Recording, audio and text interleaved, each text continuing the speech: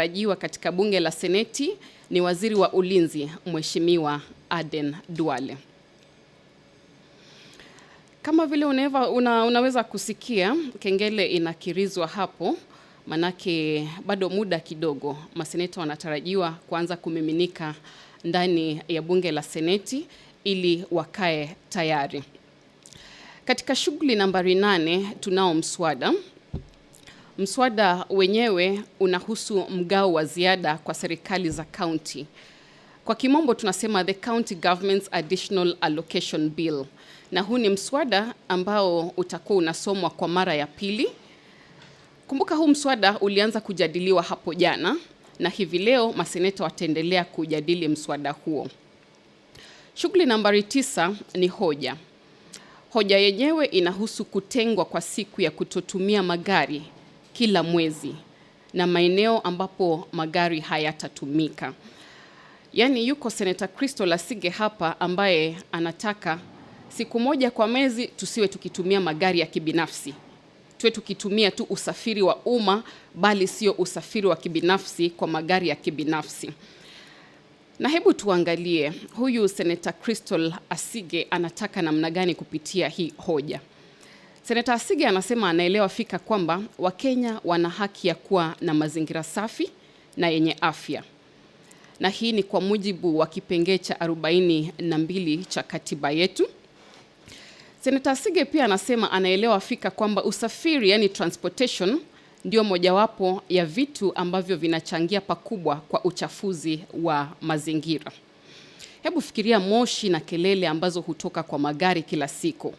Na ni kweli kwamba tumeshuhudia ongezeko la magari ya kibinafsi katika barabara zetu humu nchini. Naam. Tukizidi kusonga mbele ni kwamba Senator Crystal naona kwamba spika wa muda amekwisha wasili, kwa hivyo kikao kinaanza rasmi hivi sasa. Asante kwa sasa.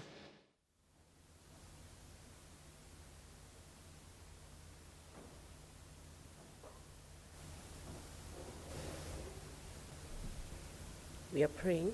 Almighty God, we beseech you to behold with your abundant favor and blessings as your servants whom you have been pleased to call to leadership positions in this republic. We seek guidance to treat and consider all matters that shall come under our deliberations in so just and faithful a manner as to advance the peace, prosperity, and welfare of our country and of those whose interests you have committed to our charge.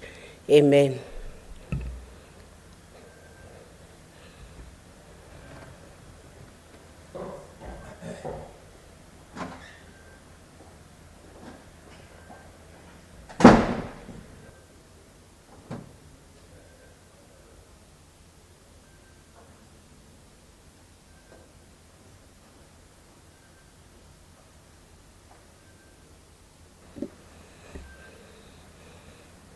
Clerk, we need to ring the quorum bell for 10 minutes. Quorum bell to ring for 10 minutes, Sergeant at Arms.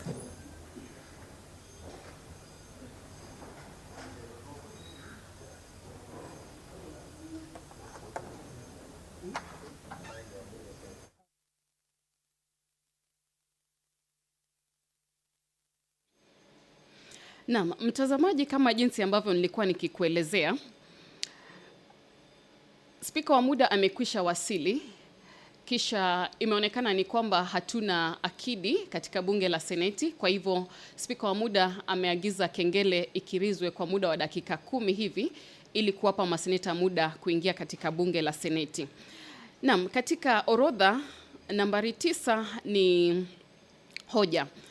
Na nilikuwa nimekueleza kwamba ni hoja ya kutengwa kwa siku moja kwa mwezi ya kutotumia magari.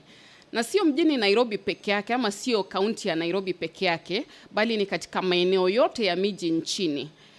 Kisha Senator Crystal Asige ambaye ndiye analeta hoja hii, anasema mbali na hilo, anataka pia tuwe na sehemu ambazo magari hayataruhusiwa kuegeshwa ama hata kuendeshwa. Senator Crystal Asige anasema anaelewa kwamba Wakenya wana haki kuwa katika mazingira safi na yenye afya. Na hii ni kwa mujibu wa kipengee cha 42 cha katiba yetu ambayo ilipitishwa mwaka wa 2010. Senator Asige anasema pia anaelewa usafiri, yani transportation, ndio mojawapo ya vitu ambavyo vinachangia pakubwa katika uchafuzi wa mazingira. Na ni kweli kwamba tumeshuhudia ongezeko la magari ya kibinafsi katika barabara zetu humu nchini. Kisha magari yenyewe yanatoa moshi na pia yana kelele. Iwapo unaishi karibu na barabara ama unafanya kazi karibu na barabara utaelewa. Ama wakati wa usafiri tu kila siku, asubuhi, jioni ama popote uendapo, utasikia kelele, utakutana na moshi, vitu ambavyo vinachangia katika uchafuzi wa mazingira. Senator Crystal Asige anasema pasipo kudhibiti hali hii, ni wazi kwamba uchafuzi wa mazingira utazidi na hali ya hewa itadorora zaidi. Anasema hali hii itawadhuru wa Kenya kwa kiwango ambacho hatujapata kufikiria. Kwa hivyo Senator Asige anaiomba Wizara ya Barabara na Usafiri ishirikiane na Baraza la Magavana na pia Baraza la Kitaifa kuhusiana na mabadiliko ya mazingira ama hali ya anga ili wachukue hatua kadha wa kadha. Hatua zenyewe ni zipi? Hatua ya kwanza kulingana na Senator Crystal Asige ni kuchagua siku moja kwa mwezi ambapo Wakenya hawatatumia magari. Isitoshe, anataka pia kuwe na maeneo ya miji ambayo yatatengwa, mahali ama maeneo ambapo magari hayataruhusiwa kuendeshwa ama hata kuegeshwa. Kisha la pili ambacho Senator Crystal Asige anatafuta ni kwamba anapendekeza tunastahili kuwa na usafiri wa umma ulio mzuri, ikiwemo bus rapid transport, BRT. Ndivyo anavyotaka Senator Crystal Asige. Jambo la tatu ambalo anatafuta na hoja hii ni kwamba Wakenya wahimizwe kutumia electric hybrid buses, na hizi ni aina ya basi ambazo ni za kielektroniki na hazichafui mazingira sana ukilinganisha na basi za kawaida. Anasema Wakenya watakaofanya hivi, yani watakaotumia bus rapid transport ama aina ya basi hizi, wapewe motisha. Jambo lingine ambalo Senator Crystal Asige anatafuta ni kwamba tunastahili kuwa na miundo msingi, yani infrastructure, ambayo itawezesha Wakenya kutotumia magari. Naam, tusitumie magari, tuwe na njia zingine za kufika kokote ambako tunataka kwenda, lakini sio magari. Hapa anasema miji yetu iwe na barabara za kuendeshea baiskeli na pia za watu kutembea pasipo kusumbuliwa na magari. Kwa sasa mtazamaji, ukifikiria, ukiamua kuendesha baiskeli yako, utaendeshea wapi? Ukiamua kutembea kwa miguu, ndio utatembea wapi ambapo hapana hitilafu ya magari? Naam, Senator Crystal Asige pia anataka kushughulikia swala hilo katika hoja hii. Na hatimaye seneta huyu anasema kuwe na muungano wa njia zote za usafiri ili wasafiri wasiwe na shida kutoka sehemu moja hadi nyingine. Kwa mfano, nikifika katikati mwa jiji la Nairobi kwa gari moshi, train, ninataka kwenda chuo kikuu cha Nairobi kwa baiskeli.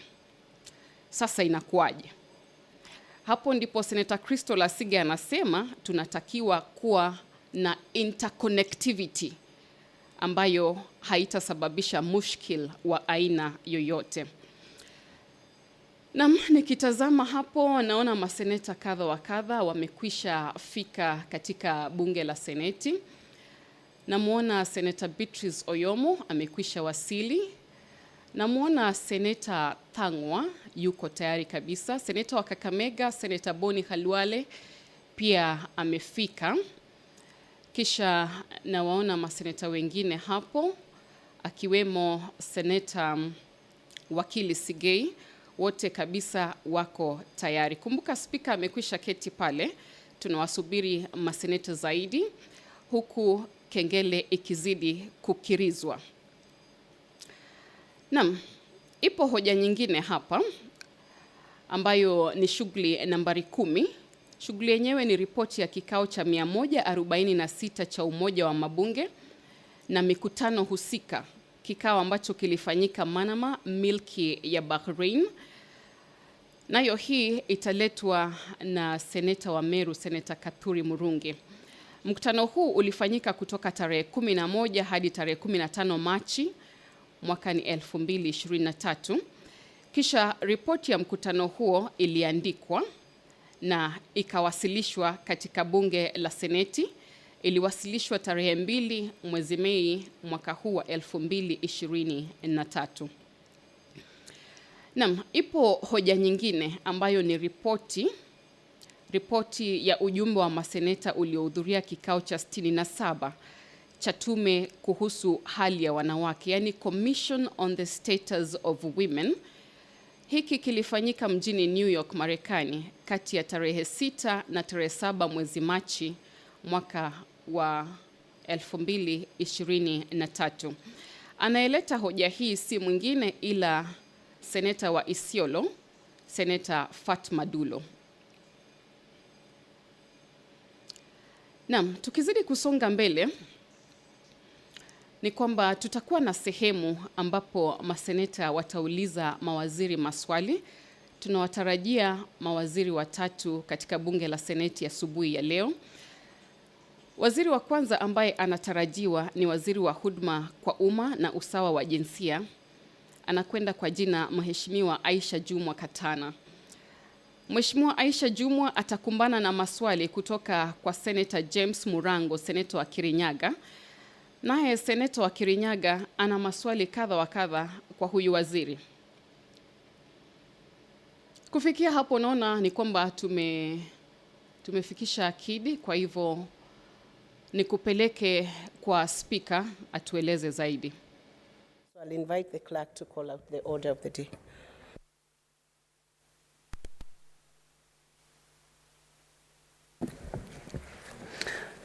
Order number 1, administration of oath.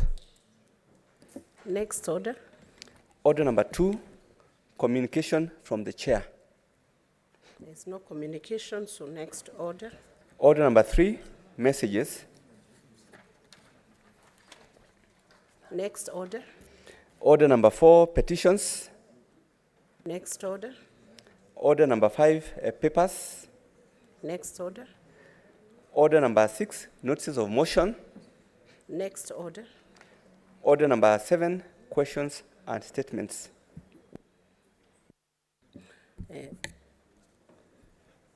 Honorable Senators, today we were expecting 3 cabinet secretaries to respond to 4 questions. We were expecting the Minister for Youth Affairs, the Arts and Social and Sports. The Cabinet Secretary has sent a regret to Senate. He's out of the country on official duties. This question will be deferred to next Wednesday. What is the order? Madam Speaker, I have heard that the Cabinet Secretary in charge of sports has sent apology. Madam Speaker, there are 2 things I would request your direction on, understanding order number 1.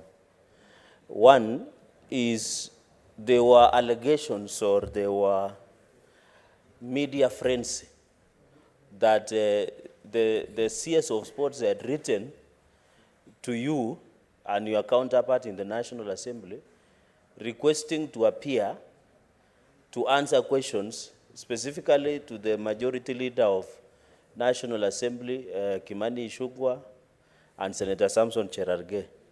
One, when I need your direction on that letter, because the jurisdiction all over the world, no one directs or even requests to appear before Parliament. So I would request that you inform the House on the status of that letter, whether that letter has been related to the Cabinet Secretary. Finally, Madam Speaker, the reason we amended the standing orders was an engagement with the President. And he requested that let the Cabinet Secretaries appear and answer questions. There is chaos in the Ministry of Sports. And if you remember, the CS was well aware, unless, Mr. Speaker, Madam Speaker, you are telling the House that the CS was not aware of appearing before this House before he traveled abroad. So the question should be, the sports is in chaos. Look at the football, look at volleyball, look at athletics. You saw an athlete was being attacked by the dog. The CS has not even in Buenos Aires, in Argentina the other day, by the name Ngeno, Madam Speaker. And even the CS or even our ambassador in Argentina or even Ministry of Sports has not even issued a protest against the attack by the doctor against that gentleman. So, Speaker, there is a problem with our sports. And last time we censured the CS of Health for continuously avoiding in appearing before the House. Madam Speaker, I request, because I don't have powers to direct you, I request your wisdom and direction that let the CS in charge of sports be summoned to appear before this House, because we cannot continue to raise issues. I have seen my brother, Senator Chute, was talking about the stadium. Me, I'm talking about Athletics Kenya, Sports Kenya, volleyball, among other agendas that we have in sports in this country, Madam Speaker. So as one of the questionnaire today that was scheduled, I woke up by 5. I've been practicing like a night runner for this session, only to appear in the morning to be told the CS is traveling somewhere abroad, Madam Speaker. So therefore, I think I want to request the House leadership led by Senate Majority Leader, and it is good the CS of Defense, who is Majority Leader Emeritus of National Assembly, he should be the one advising them in Cabinet that Parliament does not exist in vain. And CS Duale should do a lot of homework in the Cabinet. Thank you. And mentorship, and we can get him camel milk to encourage him to continue with that mentorship. I thank you, Madam Speaker. Thank you, Senator Chiradige. Before I grant you the point of order, Senator Chiradige, it's good you practice before you come to the House, but you are cautioned against practicing like a night runner, lest those issues arise during the day after the night running. What is your point of order, Senator Boni? Yes, Madam Speaker, I very well understand the concerns of the Senator for Nandi. But the communication you made, which explained that the Minister for Sports was not able to make it this morning, was not your position as the Speaker this morning. You are guided by the decision of the House Business Committee. Mr. Speaker, whereas the Senator is free to say all the things he said, if the Senate Business Committee was satisfied and allowed the Minister to be absent today, Madam Speaker, I think it is overreaching himself when the member of Nandi then wants to use that opportunity to prosecute his concerns. Let it be on record, Madam Speaker, that the Minister of Sports is properly absent out of the House, and therefore he'll have an opportunity to appear before the House. Let the media not send the impression that this House is summoning the Minister. In fact, in the Business Committee, the Minister requested that he be allowed to come next week on Wednesday. Nothing out of this world. Ministers have got responsibilities beyond appearing before the House, and if the Business Committee is satisfied, they grant. Thank you, Madam Speaker. Point of order, Senator Karungo. Madam Speaker, I have had an opportunity to work with the Chinese government. And the way they run their government, there is always forgiveness when you are an offender for the first time. If you just break the law, they will say, agree that you did this, so we forgive you. And they file that to your file, just the way they used to do in our schools, high schools. And by the time you break the law again, they will pull your file, and at that particular time, they will take the necessary remedies, Madam Speaker. In regards to that, I think the CS is in order. You know, this is the first time we are inviting him to appear before this House. And when somebody says that I'm unable because of either reason, sickness, maybe at home, family issue. I think since it is the first time, I don't think we should be very harsh to the CS. Actually, we should try to congratulate him in the sense that this country is going to host AFCON, Madam Speaker. That is a big thing that has never happened in this country. It is history in the making. So we should not try to, summon the good CS. Let's just give him that opportunity. If he repeats the mistake, even we are told a mistake is not a mistake. A mistake becomes a mistake when you repeat it. So, Madam Speaker, let's just agree to it that he requested the Senate to indulge him, not to appear today, for him to appear next Wednesday. If he doesn't appear Wednesday, then we can have this discussion. Thank you, Madam Speaker. Honorable Senators, having had the objections, Senator Aaron Cheriot, majority. Madam Speaker, thank you for this chance. This is a very straightforward matter. I think if I listen to Senator Cherargei well, he had two issues in his statement. Number one is the contents of the letter that the CS wrote to this House. And you are a member of SPC. You know, in SPC we had very serious concerns about the tone and the language that he's used in his letter. So I want to assure Senator Cherargei that when CS Ababu finally appears before the Senate, before he responds to any question, we will first take him on the contents of that letter. So that's a separate topic. I don't have a problem with his failure to appear today because he wrote in good time and said that, unfortunately, I am out of the country. And as SBC, when we sat down, we agreed and said, fine, we will grant him the opportunity next week. The only other problem I have, Madam Speaker, is that there is an increasing habit by our cabinet secretaries, where when they are invited to appear before the House, they use very junior officers to respond to us and tell us, I will not be appearing. What is so difficult for a cabinet secretary to go through his letter to Parliament and respond to us? Because when we write, we don't write to their principal secretaries. We don't write to their chief administrators in their ministries. We have written to them. And I agree with Senator Cherargei that CS Duale, a long-serving and standing legislator of great repute, has a lot of mentorship to do in cabinet. He needs to mentor many of his colleagues, not necessarily this cabinet secretary that you are talking about. At least his letter I see has been responded to us by the principal secretary. That is still not satisfactory. But there are others who do even worse. I saw a letter last week from a cabinet secretary telling us of their non-appearance from something called, I don't know, a chief what. I can't even remember the title. Tell them that we shall no longer be accepting such letters. If you cannot plan your diary and sit down in front of your desk and draft a letter to Parliament and respond and say, I cannot appear before because of 1, 2, 3, it shows that you don't even have the presence of mind to know that you are supposed to appear before the House. How busy can somebody be not to find time to respond to letters of Parliament? Therefore, Madam Speaker, that should serve as a warning to cabinet ministers who are beginning to gain very bad traits in their service to this country. Therefore, with those remarks, Madam Speaker, I beg to agree with colleagues who are saying that since the CS notified us in good time that he shall not be available due to work commitments, then we can excuse him.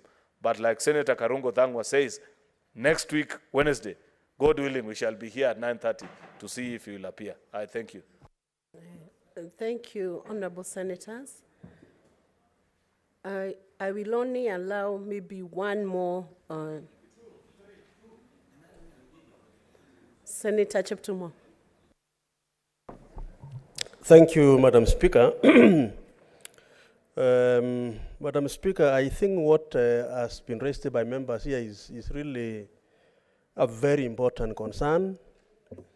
Madam Speaker, you recall, I think 3 weeks ago, when one of the ministers was supposed to appear here, members in this House, Madam Speaker, were able to express their concern.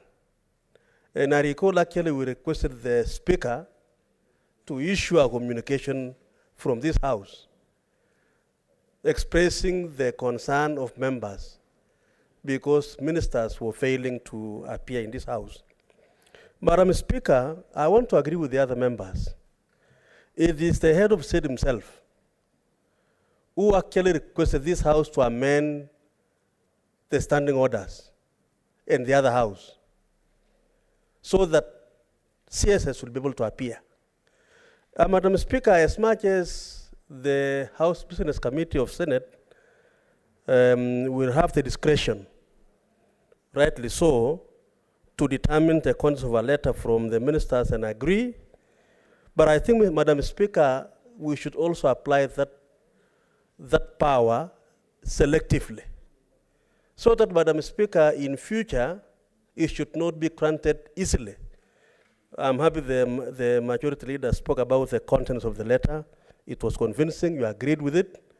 But Madam Speaker, it is a big concern that, Mr. Speaker, the head of state himself has directed that ministers should appear here. And so the Minister for Sports may have his way today, but I think it should be applied that right in a selective manner. Madam Speaker, I want to agree with my majority leader, and I think Cherargei here, that this house today we have a very able CS for defense, and I'm his chair in this house. Madam Speaker, I served with Dwale the first time when he was Assistant Minister for Livestock. I was Deputy Minister Justice. Later, I served as a chair of delegated of CHAILAC when he's our majority leader for all that time. So, Madam Speaker, I want to agree that CS Dwale, you have a responsibility. Sometimes your colleagues may not understand what it means that this is a house of debate or procedure. And this is the assembly of the national elected leaders of this country. Senate takes care of the interest of the county governments and the interest of the counties. And so, Madam Speaker, I just want to appreciate the fact that members are raising a serious concern, and I believe this House should assert itself so that ministers should be able to take it seriously and ensure they appear as and when they are called upon. Thank you, Madam Speaker. Thank you, Senator Chiptumo.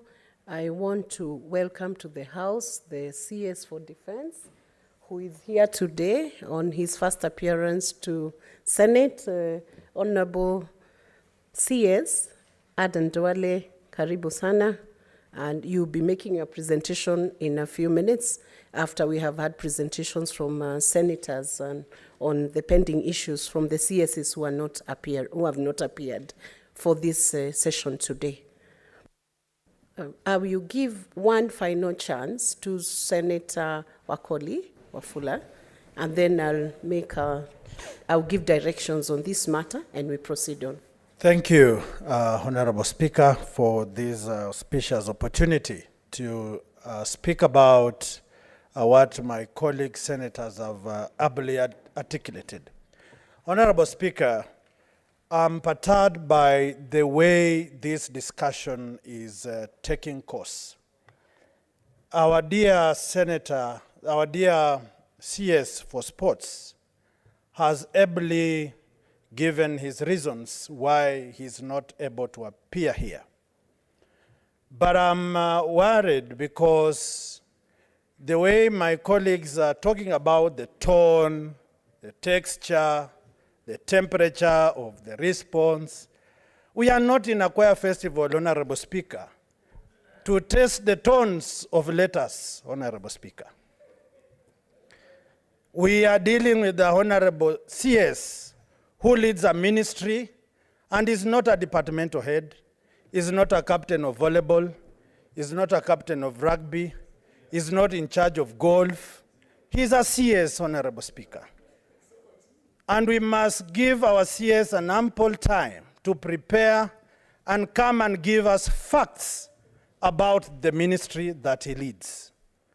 We are not preparing this Senate to be a lynching platform where honorable CS will be coming here, trembling, sweating, expecting a scenario like that of Barnabas in the scripture. We want this House to address and handle our CS in executive in a decent manner, to allow Kenyans not to crucify people yet they are innocent. And on behalf of my good CS Ababu Namwamba, I want to stand in the gap and hold brief for him that he will come, articulate his position, make clear what is not clear, and allow him to execute what the president gave him to do. So, Honorable, my good majority leader, Senator Fatuma the Dulo. tone is clear. Senator Wakoli, resume your seat. What's your point of order, Senator Fatuma Dulo? Resume your I'm seat. on a point of order. No, Yes. he's not on a point of order. While people, He's Honorable contributing. Speaker, while people are praising my good Minister not for on a Defense, point of Honorable Duale, Senator Fatuma, let him finish. I want to appreciate the good Minister Duale is here. He's being congratulated in presence. Allow me also to defend that whom is not here. Because you persecute, crucify the person you see before you. That is the rule of the game. So I want to request, Honorable Speaker, that we allow the good CS to come next week. We execute this matter that Honorable Cherargei is passionate about, running at night and in the day, and then allow the sportsmen and women of this country to harvest from their good talent. Thank you, Honorable Speaker. Honorable Senators, you will allow us to close this matter after one contribution from Senator Modigi, final contribution from Senator Modigi, and I'll give directions. Senator Modigi, can he be heard in silence, please? Senator Modigi to be heard in silence. Asante, Madam Speaker. Senator Cherargei ni rafiki yangu, lakini leo nimekataana na wewe. Huwezi kuwa kila kitu unasema mpaka tukuunge mkono. Yangu ni kusema waziri ni kijana mfanyikazi ambaye tunajua yale anatenda yote. Barua yake amesema ako kazi nje ya nchi na amekubali kukuja siku ya Jumatano. Na sasa kama saa hii tunakuja kupigana hapa juu ya kitu kidogo, na kukataa. Leo wewe ni rafiki yangu, nimesema la kwa wewe, tuunge mkono ile barua ya waziri. Pia na support pia waziri wa ulinzi amekuwa mfanyikazi wa parliament, na ile kazi amefanya, tunajua mambo ya ulinzi katika Kenya, atafanya kazi nzuri. Kwa hiyo naunga mkono barua ya waziri wa vijana. Asante. Resume your seat. Senator Fatuma, I had given you a chance and then taken it away. Take 1 minute only. Thank you. Speaker, I'll take 1 minute. Number one, I agree with the issues raised by various senators. But I'm sorry to say this. It is actually unbelievable that when matters come on the floor of this House, it's like, people are defending one of their own. Madam Speaker, there was a reason why this House and the President agreed to change standing orders. And it is wrong for senators to actually stand on the floor of this House, hold brief for cabinet secretaries, and hold brief for those who are supposed to appear on the floor of this House. And I think they can take a cue from our brother, C.S. Duale, who understands the importance of Parliament, and he is here. So if a cabinet secretary is summoned to the floor of the House, it's not right for members to stand on the floor of the House and defend them. And yet, you are the ones who always cry and say, cabinet secretaries refuse to appear before our committees and before the House. I think we should refrain from actually defending CSs when they are supposed to actually fulfill their responsibility. We can understand when they are out of the country, but they must plan their diary. I thank you. Honorable Senators, we have now closed on that matter, and I'll give a direction regarding this matter. We are proceeding on, Senators. The first objection has been raised by Senator Cherargei to the letter that has been addressed to this Parliament. This matter has been considered by the SBC. The weight of this letter was subject of discussion at the SBC, and the minister who had requested that the matter be rescheduled to Wednesday, 11th of October, was granted that leeway, that being his first request to the Senate.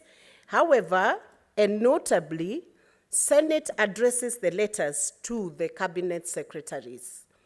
It is only proper procedure and right protocol for the cabinet secretary to respond to every correspondence that is done to CSS. It should be personal responsibility of the CSS to respond to that mail so that they pay regard to the Senate House. So we will ask the CSS to be responding personally to Senate because those letters are addressed to the cabinet secretaries, and in any event, they take responsibility for the questions that have been directed to their desk and to their office. The CS for Sport, the Cabinet Secretary for Youth Affairs, Sports and Arts, had been summoned to this House to respond to question number 51, which was brought to the House by Marsabit County Senator Mohammed Chute, and also to respond to question number 53 in the order of the questions that are brought to this Senate by the Senator for Nandi County, Senator Samson Cherargei. So the summons that the CS was requested to obey was in respect of those two questions. It was not in respect of his request to Senate seeking to appear to respond to Senator Cherargei. So the CS was in order to respond and write to Parliament, though the letter that was sent by the Ministry of Youth Affairs, Arts and Sport was signed by the Principal Secretary, Peter K. Toom, and that is the one that we have directed that in future correspondence, the Cabinet Secretary should address themselves, sign letters to the Senate and address the clerk or address the Speaker in order of the protocol that is required under the standing orders.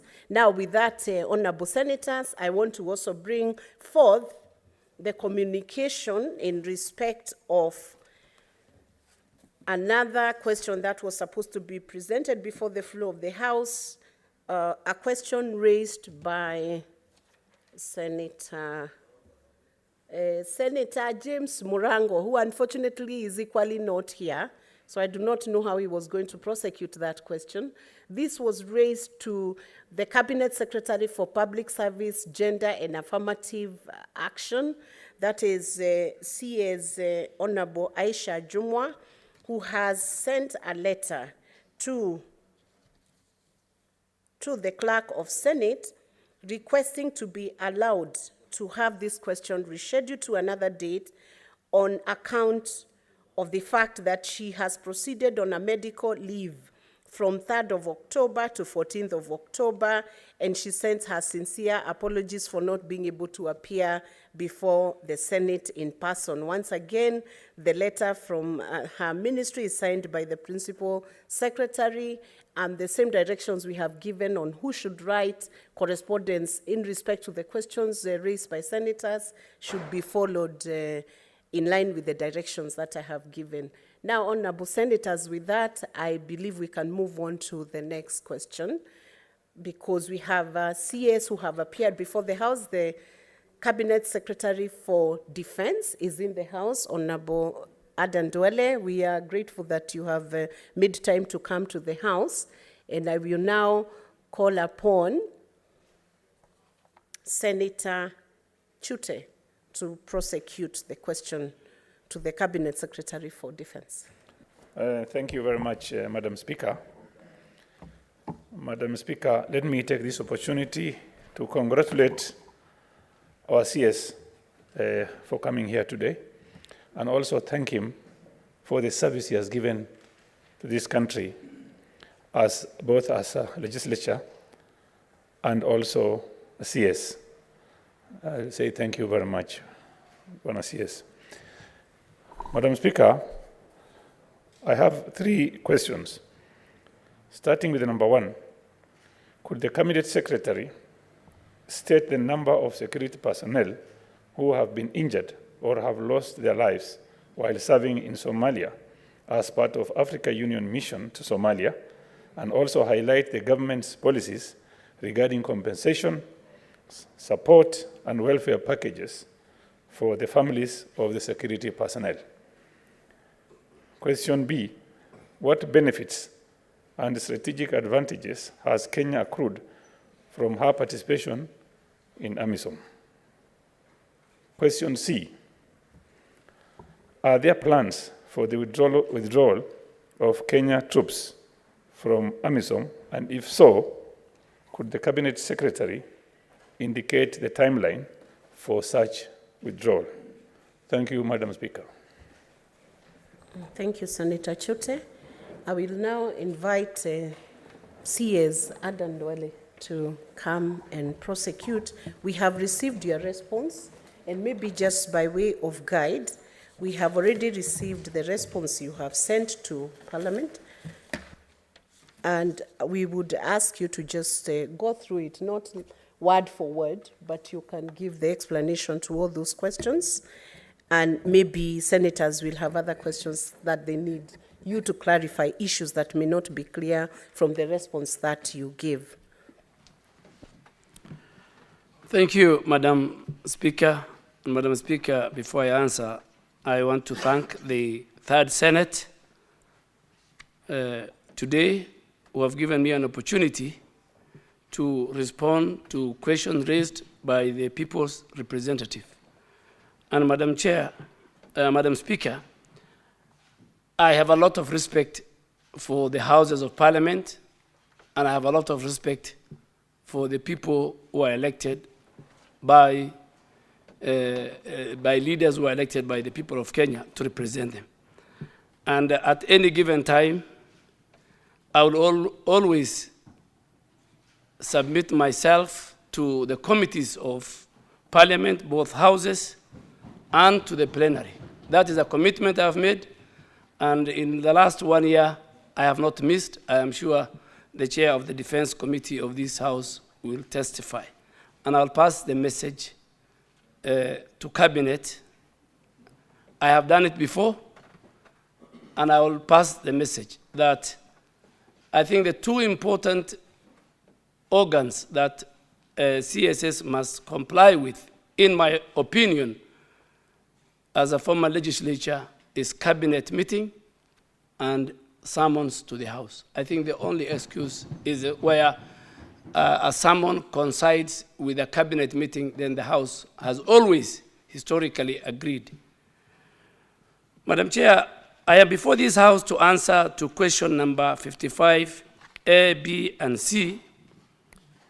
And to start with the question 55A, my answer is this: defense and security operations, Madam Speaker, are conducted primarily to fulfill the national security objectives of our country and our region. And such operations, Madam Speaker, result in unintended consequences, which among them is injury, fatalities, as well as damage and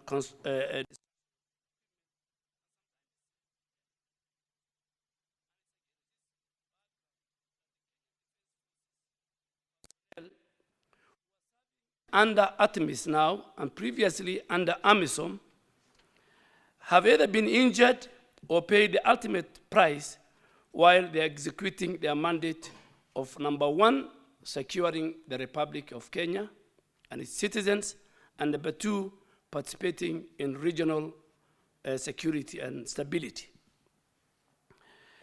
Madam Speaker, conscious of the fact that battle casualties are a reality whose statistics should not serve to glorify our enemies, but to honor and pay tribute to the individuals and collective acts of the courage and the sacrifice our men and women in uniform perform in defense of our nation. Therefore, Madam Speaker,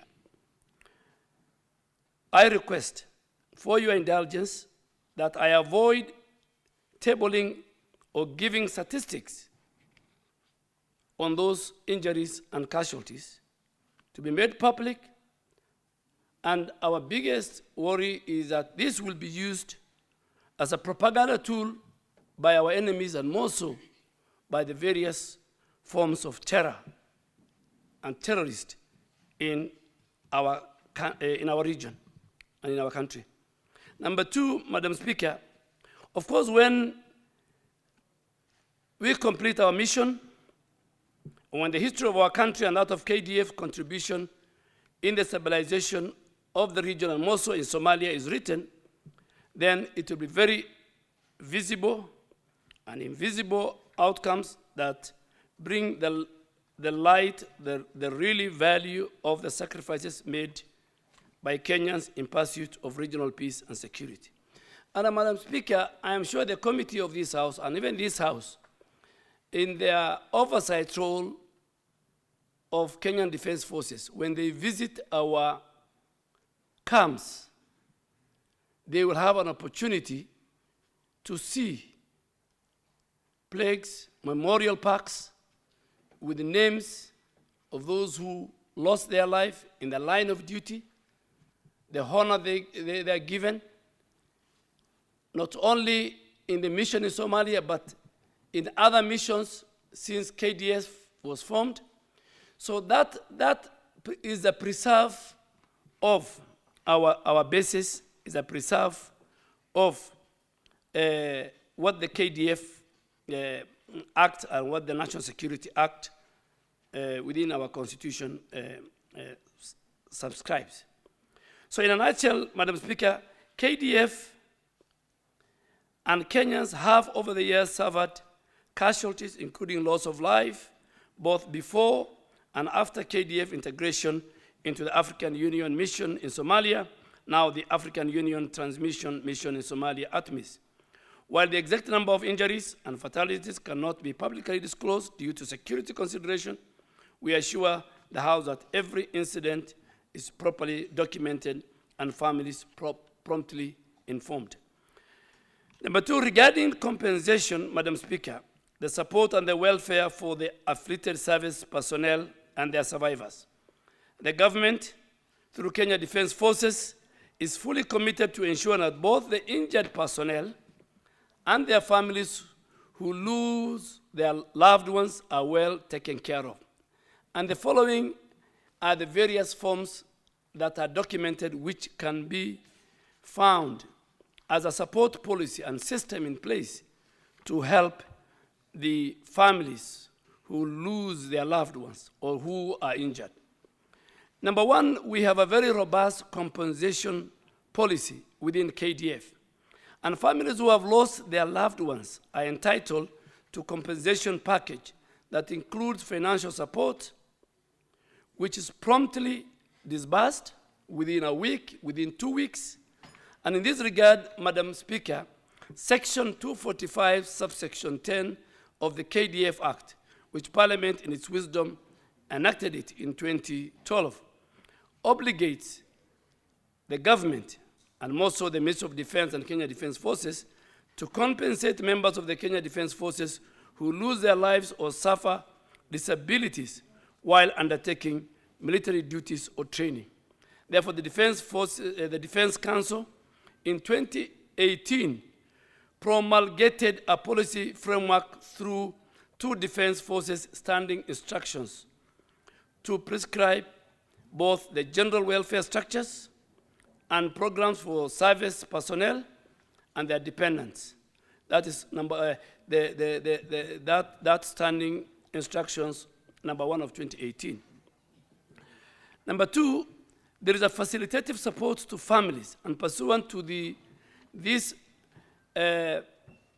Defense Council and the Defense Forces Standing Instructions, number 1 of 2018, there's a place for widows, orphans, and dependents, which focuses on how we can help the widows who are left behind, the dependents which are left behind, and service personnel living with a disability that they got it during either training or during combat.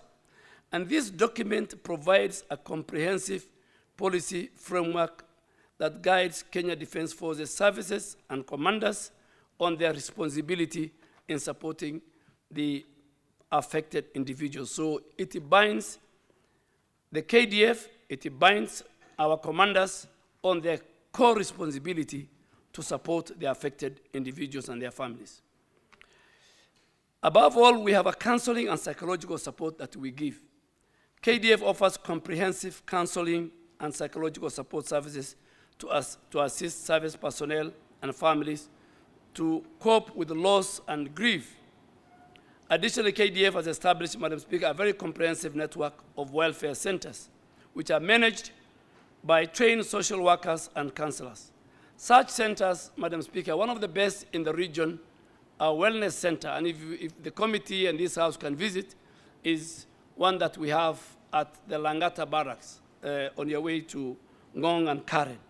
If you go to Langata Barracks, we have a modern, one of the best facilities, and you'll find officers and servicemen and personnel who were injured either in training or within our country or outside our country during combat. We promote, Madam Speaker, restorative welfare programs to support both serving and retired personnel, along with their families. We develop psychological support programs for current and retired service personnel, their families, the families of the deceased personnel. We have a very robust team called the Veterans Department within Kenya Defence Forces. That even those who retired from the CDFs who retired to the lowest rank, we still have a very robust insurance policy. They are part and parcel of the KDF family. We ensure expedient delivery of terminal benefits and compensation to service personnel and their beneficiaries. And above all, we conduct what we call post-burial visits to monitor the state and the welfare of families of deceased service personnel. And finally, we coordinate social rehabilitation and mentally, for physically and mentally disabled service personnel among their responsibilities.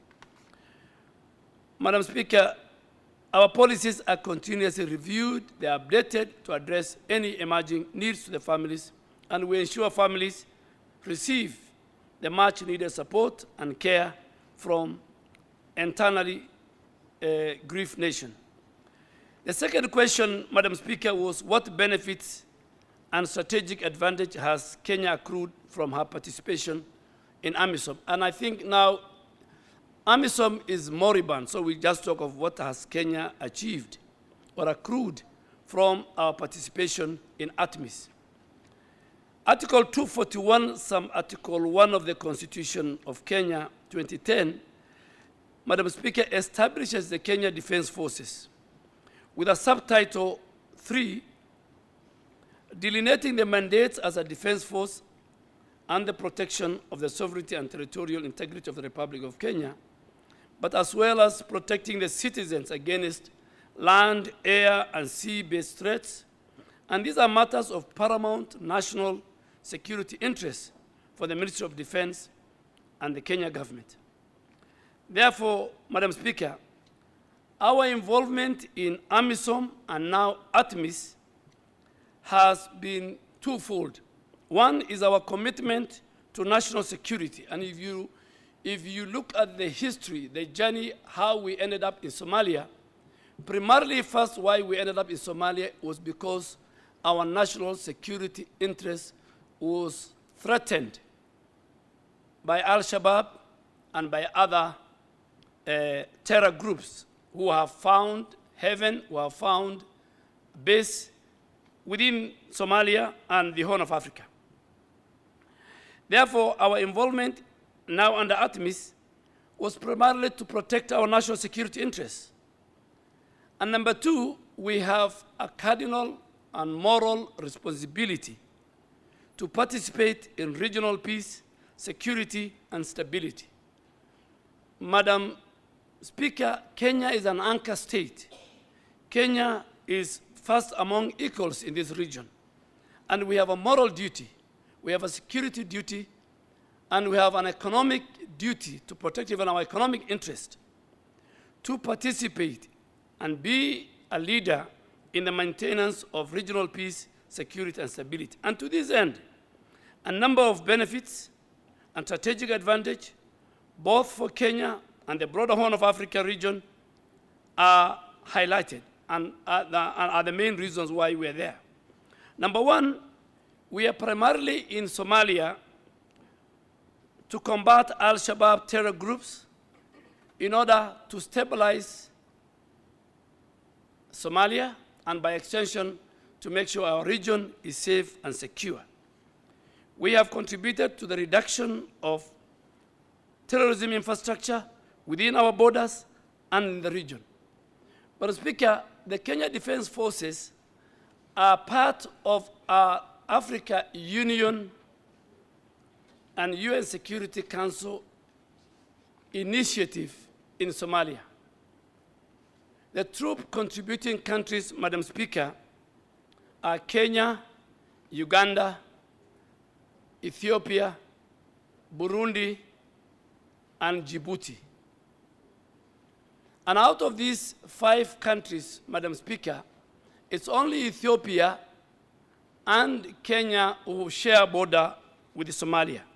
And we share over 800-kilometer stretch of unmanned border with Somalia. So, number one, our national security interest obligates us to stabilize Somalia so that the 700 borderline we have with Somalia can be safe and secure. Considering the insecurity and socio-economic challenges that has preceded Kenya's intervention in Somalia, it might be recalled that the tourism sector in the coastal region was dying while the passage of commerce through the Indian Ocean was heavily impacted by this. This is all what led us to Somalia in 2012, Madam Speaker. Tourism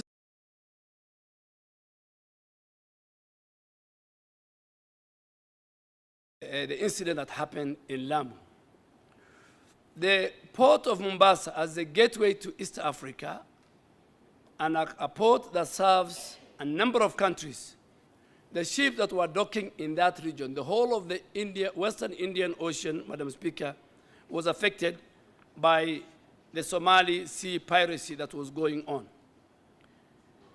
The incursion of al-Shabaab into Kenya in radicalizing, recruiting, and arming them back to come and kill innocent citizens of our country is one of the reasons that impacted on the national security of our country and made us to go to Somalia. And secondly, with our troop contributing countries that I've mentioned, we are forced to participate in the peace and security and stability of Somalia and the greater Horn of Africa. So, Madam Speaker, the Kenyan troops serving under ATMIS are in 2 sectors. They're in Sector 2 and they're in Sector 6. And Sector 2, Madam Speaker, with the operational base in a place called Doble in Lower Juba, our troops have taken deliberately that sector because that is a sector that borders the Republic of Kenya. And that is a sector that we created both inside and outside a buffer zone to make sure that there are no elements of terror and its affiliates that can cross to our country. And that's why, Madam Speaker, today we have a serious deployment in the Boni Enclave, in the Lamu area, because we want to protect our country and we want to protect the citizens and the economy. For us to achieve sustainable economic growth, security must be fixed, Madam Speaker. Number 2, Madam Speaker, our efforts in Somalia has fostered regional stability. A more stable and secure Somalia is critical for peace and for development in the East Africa region, the Horn of Africa, and beyond. Madam Speaker, if you look at from 2012, when AMISOM and ATMIS have taken over, today there's serious and critical semblance of a stable government in Somalia. Today we're seeing the Somali government have established and generated enough force. And today you see the president of Somalia at the forefront with the Somali National Forces combating terror. 5 years, 10 years ago, that was not the case. And I'm sure with AMISOM, with ATMIS, with our international partners, and with us securing our border, I think the days for Al-Shabaab in Somalia and in our region is coming to an end. I want to assure this House. I want to commit myself and do that assurance to this House.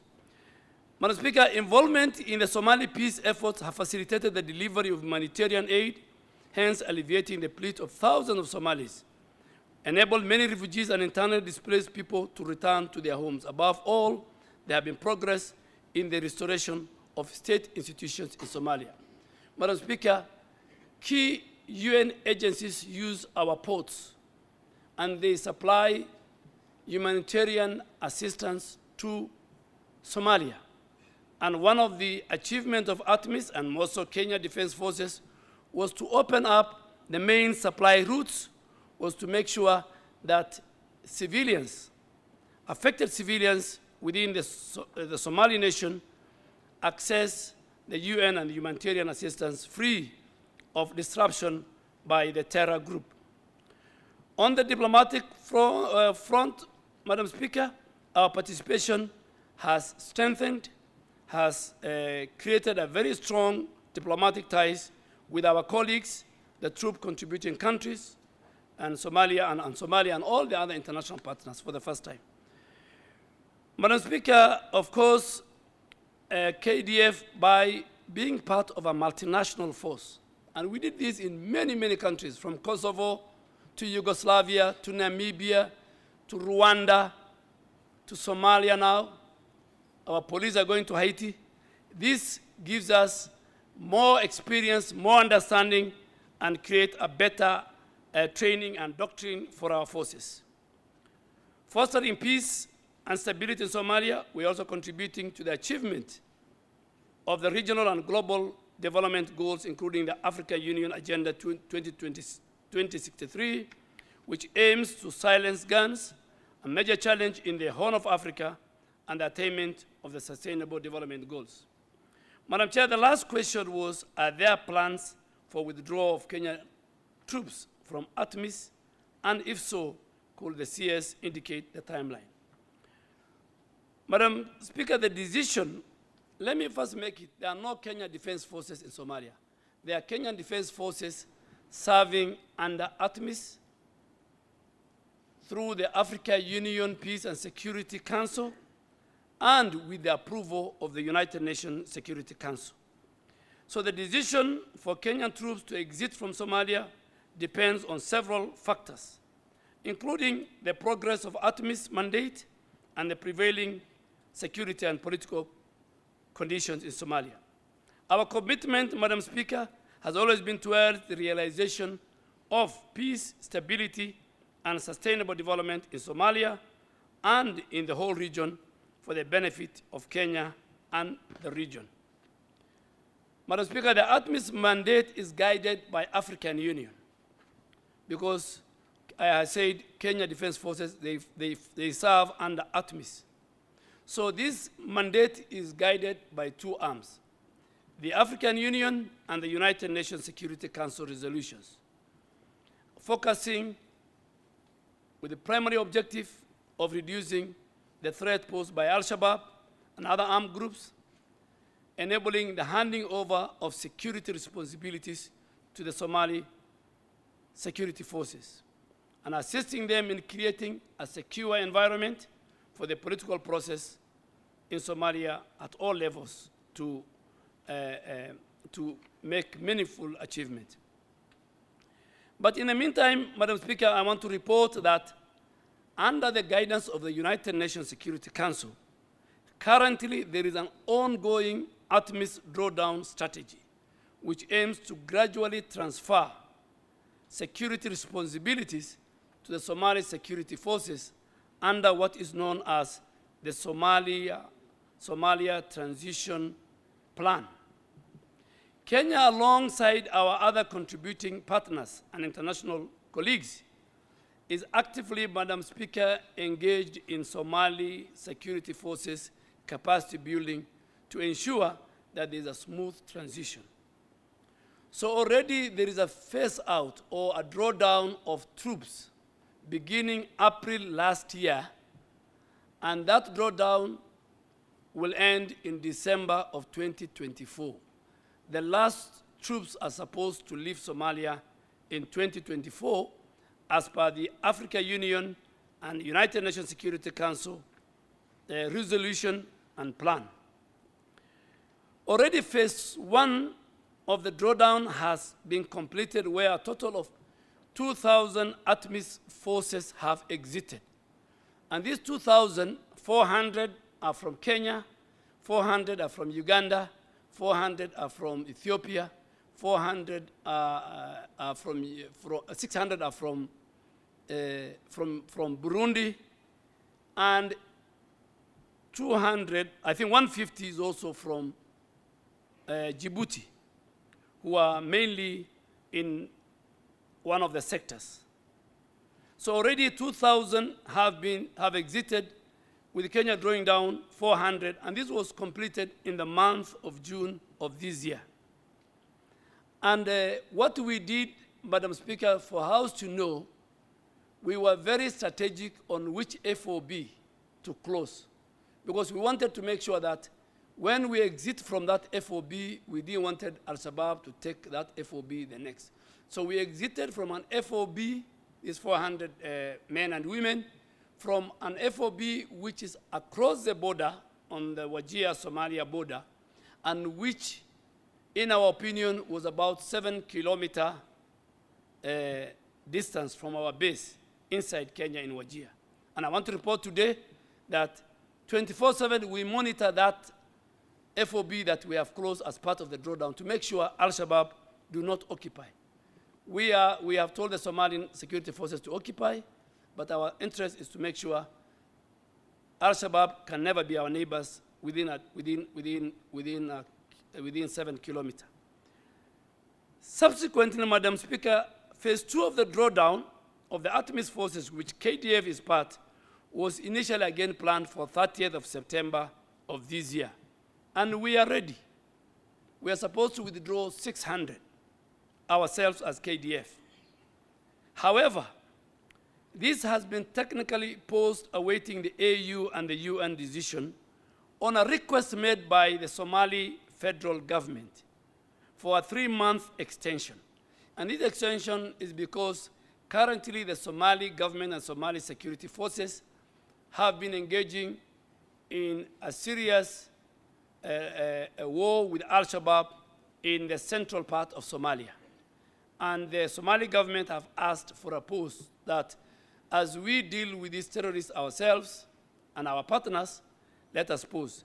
But that decision of the pause, Madam Speaker, and I want to make it very clear, for the 3-month extension, will only succeed and will only pause if the AU, who they have written to, and the UN Security Council give approval. So we are waiting for the approval.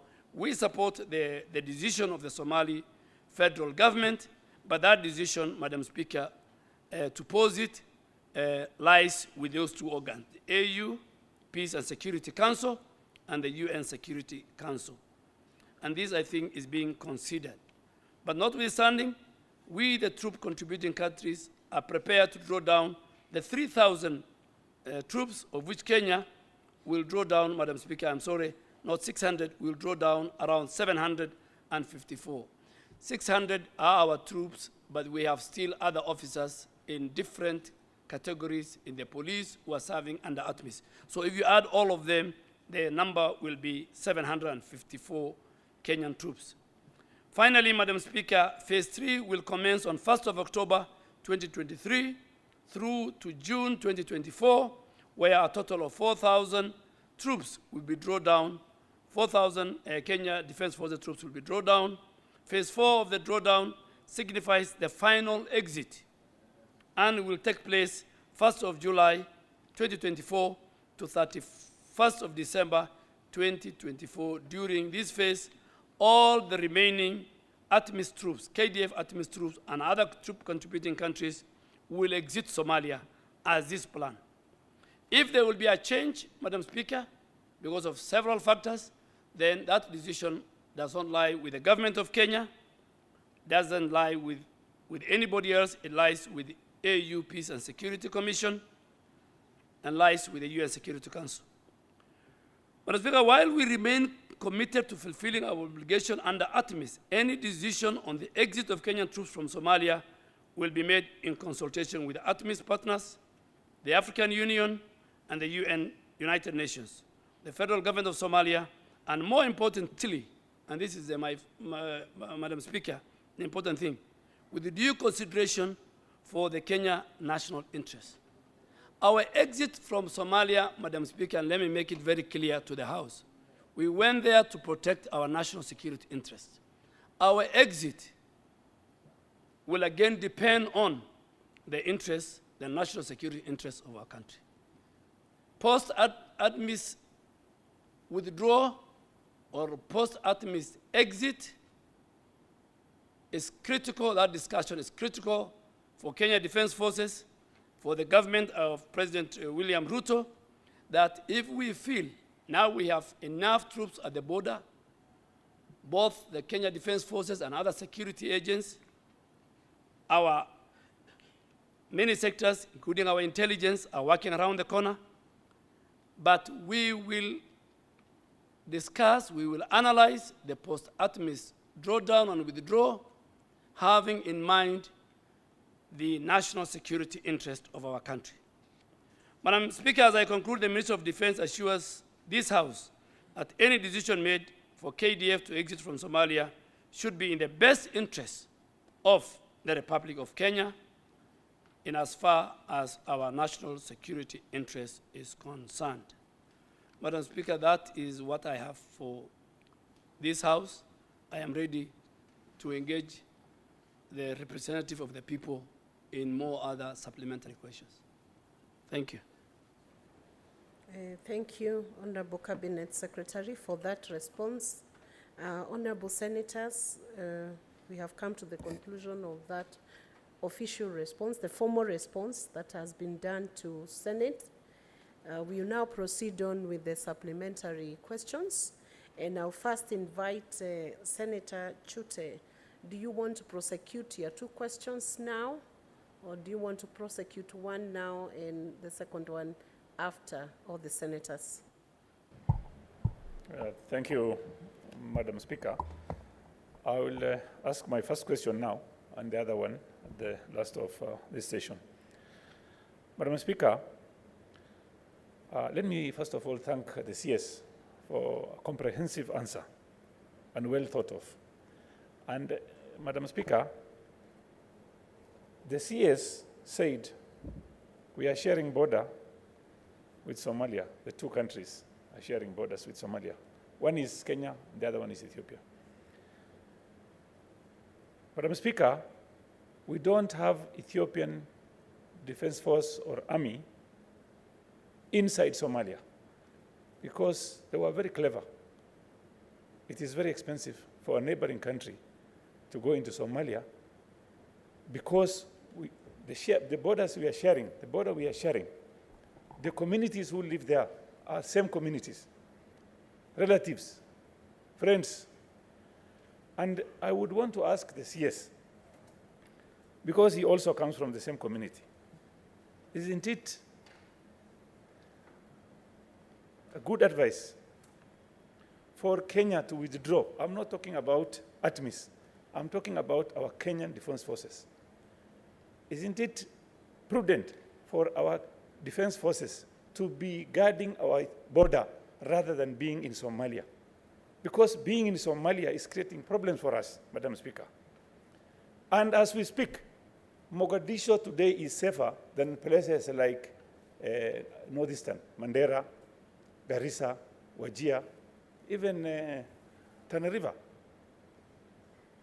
Madam Speaker, what would the CS, what advice would the CS give to the executive, the president, in order to withdraw our defense forces from Somalia back into our border?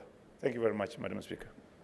Cabinet Secretary, you can respond to that question before we move to the next.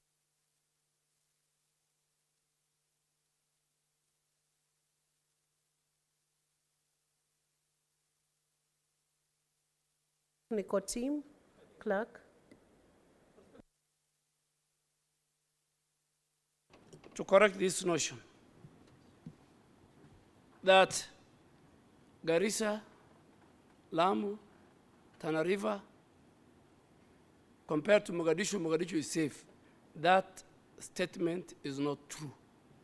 As I came to this house this morning, in the last 24 hours, the incidents that happened in Mogadishu, and I really want the senator to be factual and honest to the numbers he's giving. So Mogadishu, in fact, the other regions of Somalia, in a number of areas where we occupy, including Kismayu and the whole of the southern part, are more safer. Our border now is more safer than Mogadishu. Number two, I have given a breakdown. We are not in Somalia. It's not the Kenya Defense Forces. And it's not the instruction of the Commander-in-Chief of the Defense Forces, His Excellency President William Ruto, direction that our troops are in Somalia. Our troops are part and parcel of the Africa Union Transmission Force. I have given the drawdown beginning June of this year, and the last soldier will leave, including Ethiopia and Uganda and Burundi. But let me speak for KDF. Our 4,000 plus will leave on 31st of December 2024. The gradual withdrawal will start in July. So it's not me to advise. And I said it is a function of the AU and the UN Security Council. The case is different, like our troops serving in DRC, which are there as part of the East Africa Regional Force, and with a mandate. Now they have a mandate of 3 months, ending in December. If December that mandate is not extended, and we fulfill that we have achieved both in terms of regional security, peace and security of the Great Lakes region, we have achieved our economic interest in that part of the world, because Kenya is a huge economic bloc in DRC. Our banks are there. The port of Mombasa depends in that area. If we achieve our interest and the mandate is not extended, our troops will come back 1st of January from DRC. But these troops in Somalia are under the AU and UN structure. Two, Madam Speaker, let me also say it here. Our border is secured. From Kiunga to BP1 in Mandera, we have more than 18 forward operating bases. Our Air Force and we are building more camps now in Marsabit, your county. We are building more camps in Wajir. We have expanded the Wajir International Airport for more air surveillance, not only in our country, but in the region. Our Air Force, that is where they use. We have a 24/7 surveillance by our Navy on the Western Indian Ocean with Somalia.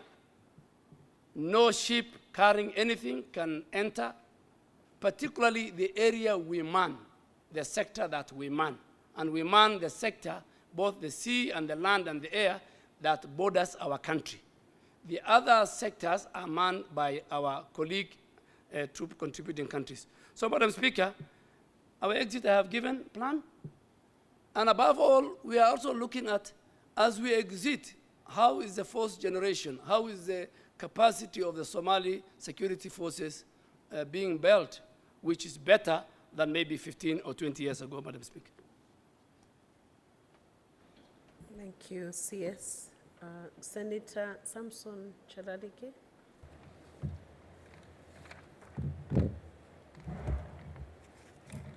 Remember, you ask only one question. Madam Speaker, I want to thank Cabinet Secretary Eden Duale for appearing and answering questions. Mine will only be one.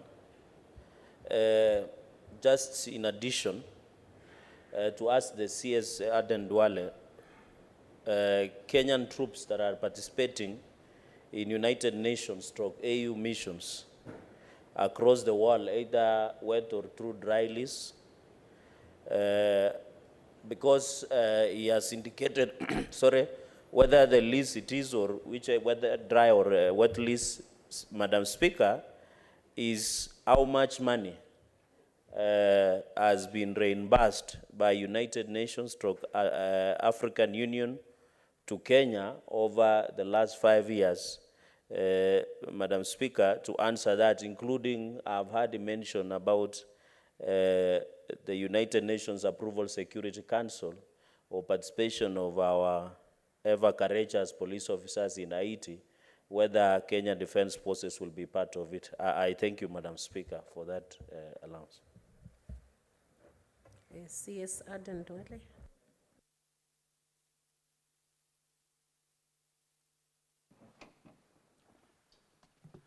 Madam Speaker, thank you to the question to my Honorable Senator for Nandi.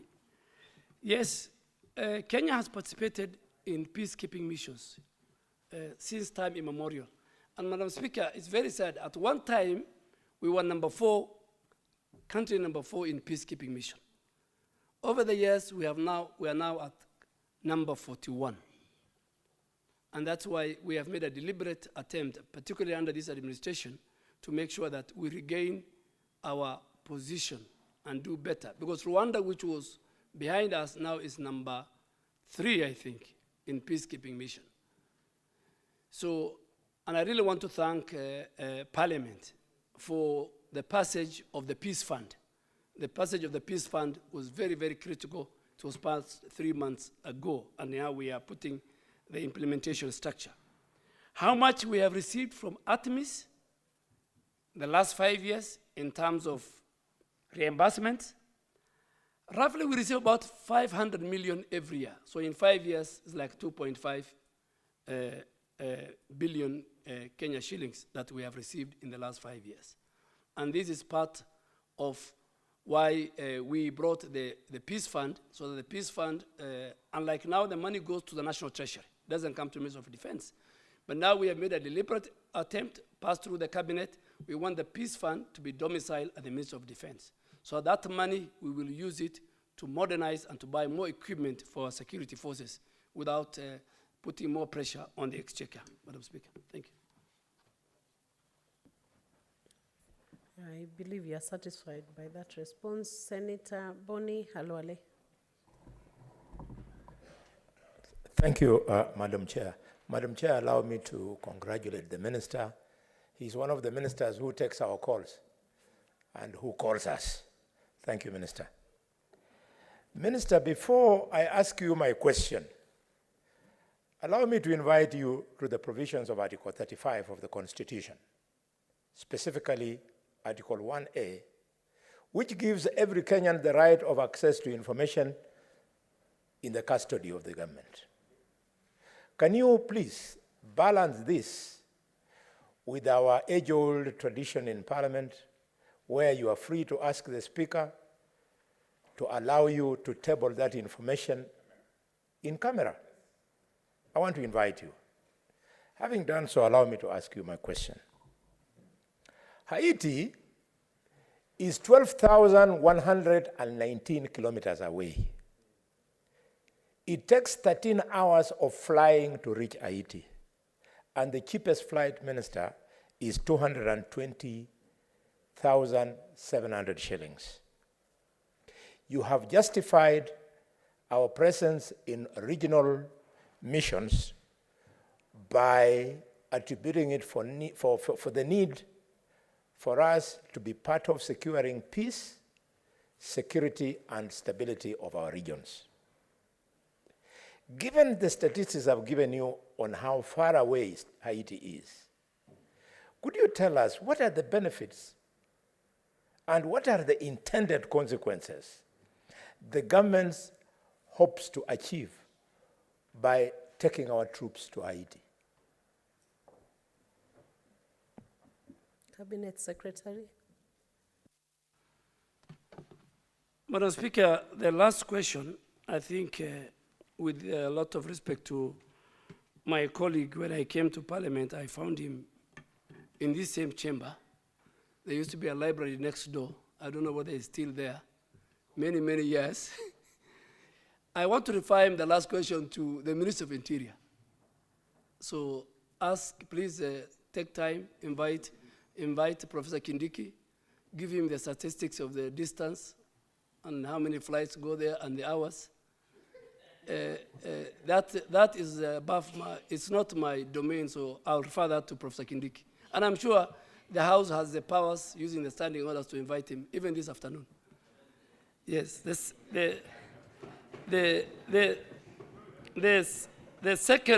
first one was, yes, Article 35 of the Constitution allows you to get and provide information, any information to any citizens. But that article must be interpreted with certain responsibility. And I'm sure if you read the chapter on the organs of the National Security Council and even KDF, and you being a very, very seasoned medical doctor, I am sure even sometimes you don't provide your client, your patient, data to all and sundry. This is a plenary. And there are certain information which is, the custodian is the National Security Council. Honorable Boni, Senator Boni Khalwale, I cannot share. But if you want me to share, the venue will not even be Parliament. The venue will be the defense headquarters, because even the room where we want to share, we must take charge of that room. So I will invite you, using the standing orders, to come to defense headquarters. You'll be ushered in, and the generals will share with you some of the privileged data. I am sure from where you sit as a majority whip and as a seasoned leader in this country, you also want to protect our country and you want to protect the national security of our country. Thank you.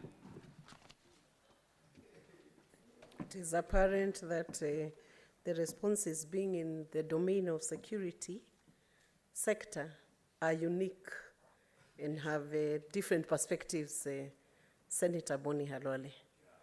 I would also want to guide the senators that the questions that you raise, the supplementary questions that you raise, we had initially agreed that they should be connected to the questions that are before the floor of the House. And I am not blind to the fact that the questions on Haiti are matters of national importance and have raised concerns.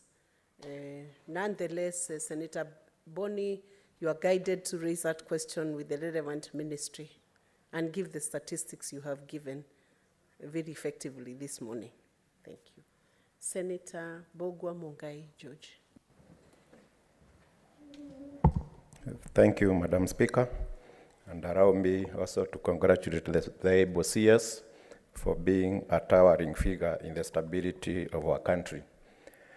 Mr. CS, during our visit to Turkana on Senate Mashinani, it occurred to us in our engagement with the security apparatus that the porous border of Uganda, South Sudan, and Ethiopia are guarded by the defense forces of those particular countries. But on the Kenyan side, it's not guarded. I would want you to tell this House why that is happening, as well as appraising this House the successes and challenges your docket has had in solving the problems of Lamu County. Thank you. CS. Madam Speaker, I agree. We are like, let me use the word devolving. We are devolving Kenya Defense Forces, both its bases from our historical positions. We now have 2 sites in West Pokot. We have 4 sites in Turkana. We are in Marsabit. We are in Mandera. So we are building more bases and more training bases, mainly along our border, so that as part of protecting the territorial integrity of our country. So I'm sure in the Lodwar airstrip, for the first time, we have got an forward operating base by our Kenya Air Force. So Kenya Air Force are already in Turkana, in Lodwar town. We are building a big base now in Turkana, courtesy of, I really want to thank the former governor and the current governor of Turkana for availing the land. And we have another 3 bases in Turkana. Turkana is vast. And we are shifting, we have learned from the cattle rustling and banditry in North Rift that Tiati and Baringo and West Pokot and Turkana, we have enough land for even training. So we might even shift both the Kenya Defense Forces and even the police. We might shift our training bases closer to those terrain. I think they're good for training. I am sure, Madam Speaker, Lamu is now under operations. And I don't want to speak about Lamu in the plenary. If the Committee of Defense can invite me in camera, because Lamu now is under operations. So, and this question was, I was not ready for Lamu. But anyway, I told the chair of National Assembly Committee, if I want to speak about Lamu and our war with Al-Shabaab, I'll do it in camera. Thank you, CS. Senator Abdul Haji.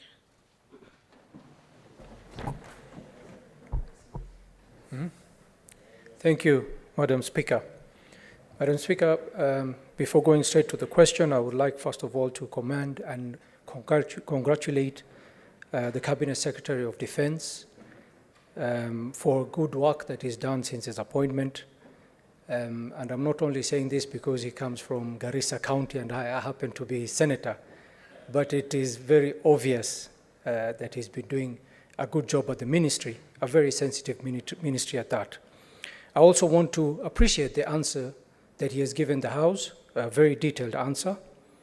And I think, Honorable Madam Speaker, any officer who dies in the line of duty is one too many. And we have to, as a country, appreciate that the work they do is the ultimate sacrifice. If an officer dies in the line of duty, that is the ultimate sacrifice that they can give in fighting for this country. And they are our unsung heroes. And the ones that we have lost, may God rest their soul in peace. Madam Speaker, the Kenyan Army has been in Somalia for 5 years. And as the Cabinet Secretary has explained, that as they are at their second phase of withdrawing from Somalia, the federal government of Somalia has actually requested that they extend their time.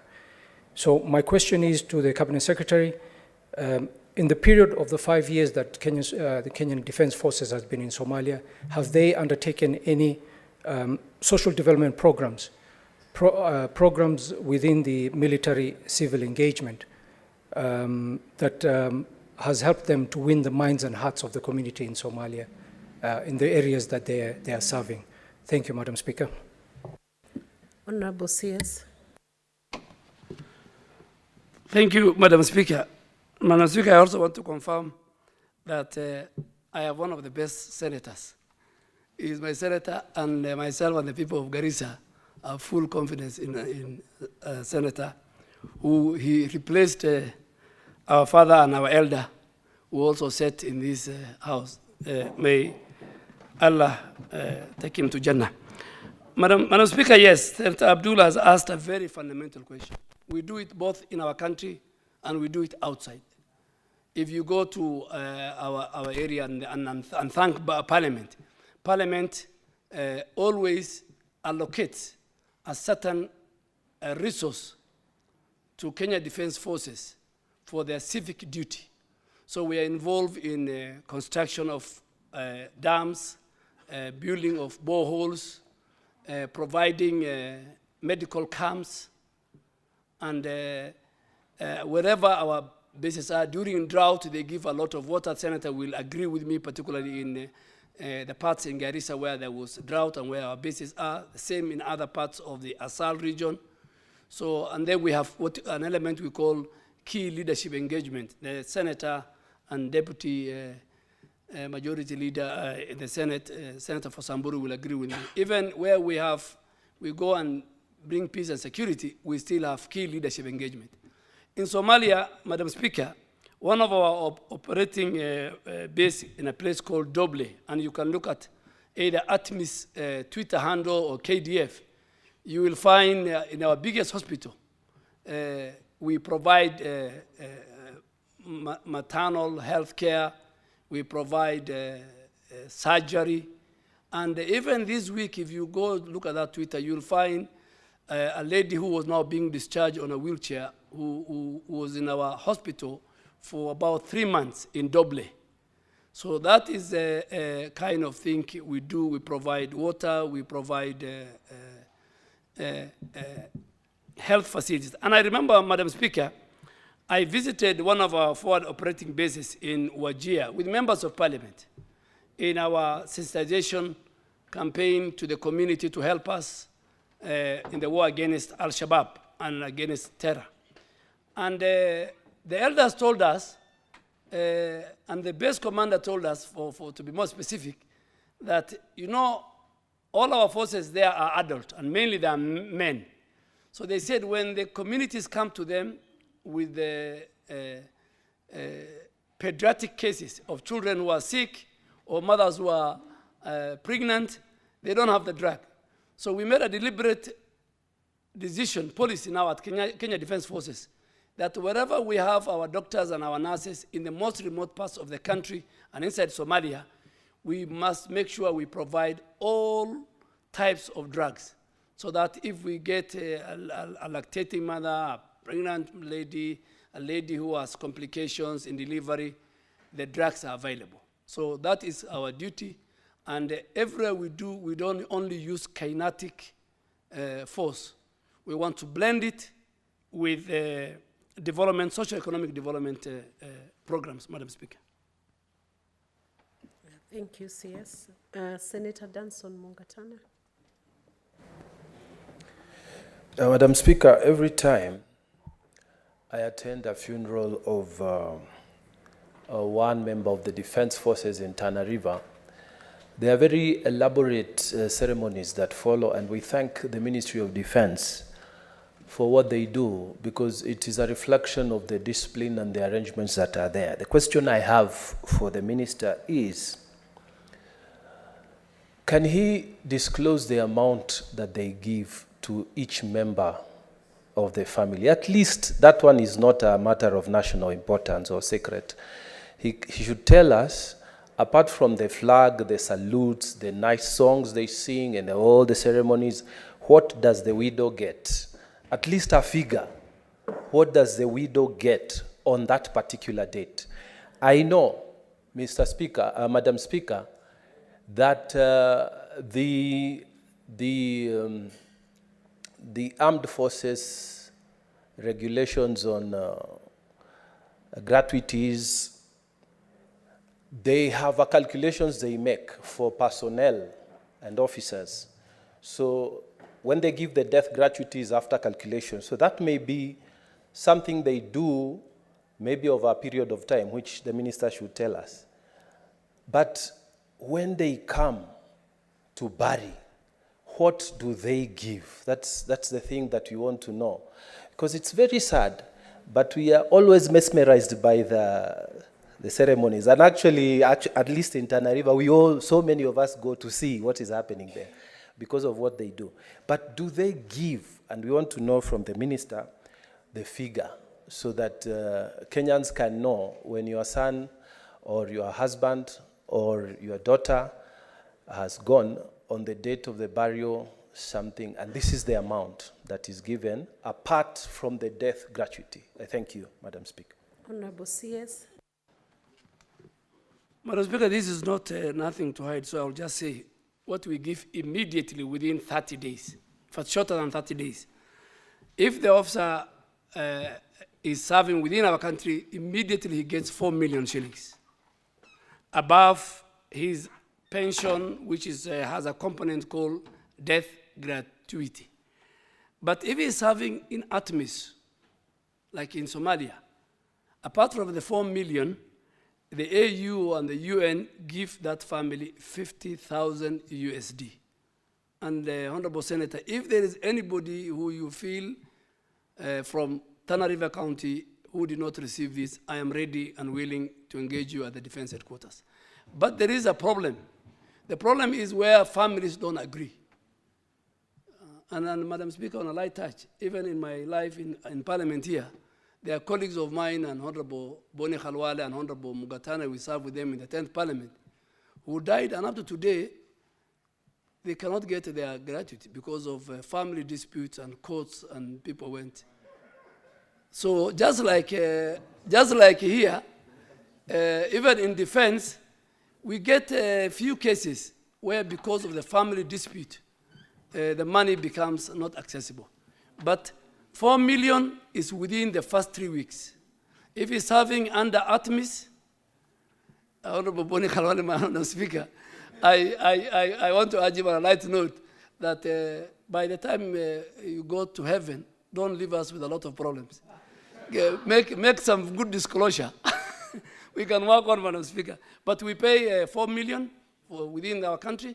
But if outside our country, like ATMIS in Somalia, we pay 4 million, plus the AU and the UN pays 50,000 US dollars. And I agree with you.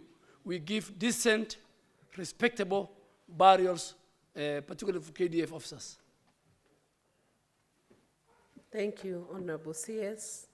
On the issue of family disputes, it appears like Senator Boni Khalwale has some leads towards those disputes. Though tempted, let me allow Senator Julius Mulgo to present the question. Otherwise, you'd have answered to that. Thank you very much, Madam Speaker.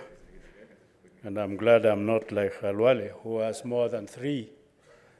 I have only 1, and there's no dispute that will be there. You have only 1 what? Honorable CS, I'm very thankful for the elaborate explanations that you gave, and I agree with you totally. Because if we should defend this country effectively, we must engage the enemy from far, not allowing, even if you see how cheetah fights her enemies or his enemies, they lead the attacking enemy away from the cubs. They don't allow them to come near. So in defense of our country, we should engage the enemy from far. I have a question, however, from some of the visits you have made. You have assured the nation and the defense department that we will buy equipments that will detect the bombs and whatever these guys bury in the ground, so that as our military operatives move around and operate, they will be safer than it is now. Because you have done an effective work in keeping them away. But when it comes to these bombs and so on, they seem to still take the day. So how is that going to be? Or because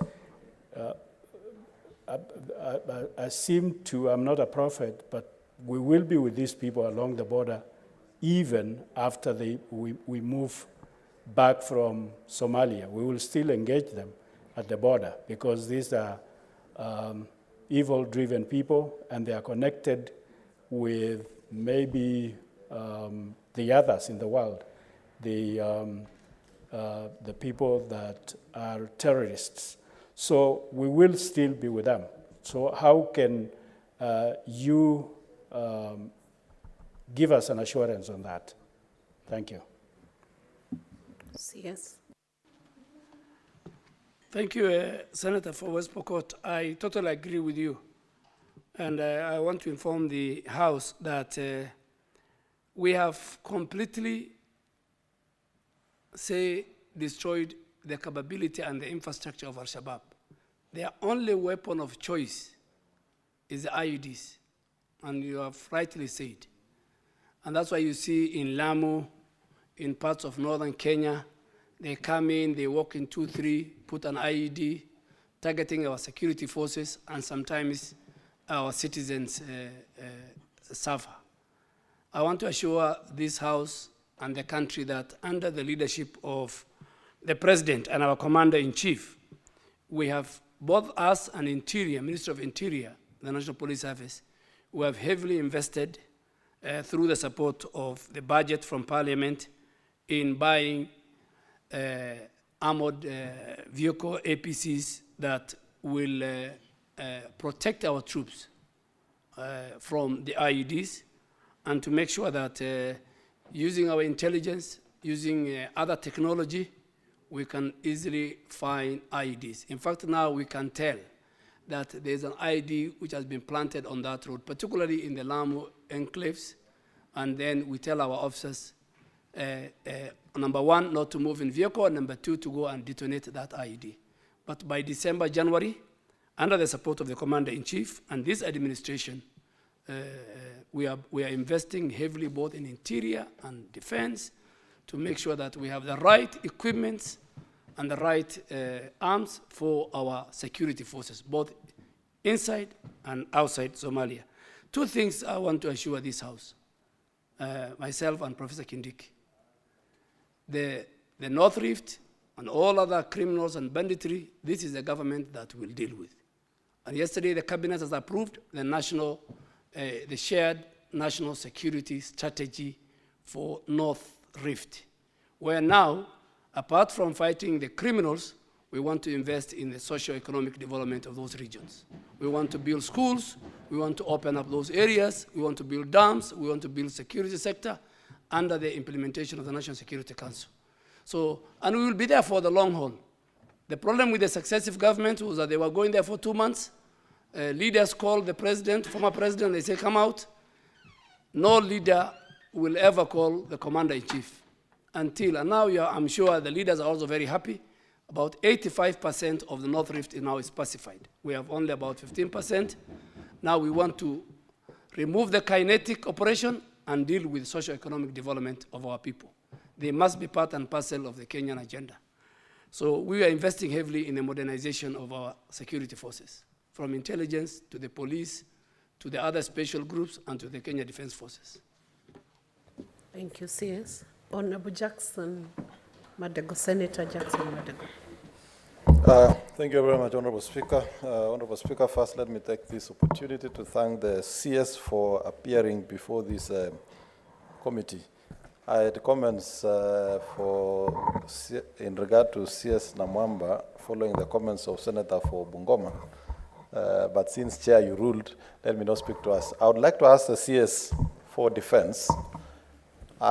In your response, CS, under counseling and psychological support, your response number 2, that one of you have centers that are tasked with developing psychological support programs for current and retired service personnel, their families, and families of deceased service personnel. Honorable CS, I would like to ask you, your officers that we lost in 2016, whether the people responsible have really visited to offer any support since then. I'll give you a case of Corporal Leonard Tata Damien, service number 73046, who was part of the officers that we lost in Somalia. The widow happens to be from my county. From 2016, she has not received a phone call, an SMS, or a visit. So I would like to know whether the person who is in charge is not sleeping on the job, or whether they are telling the CS they have visited and they have not visited.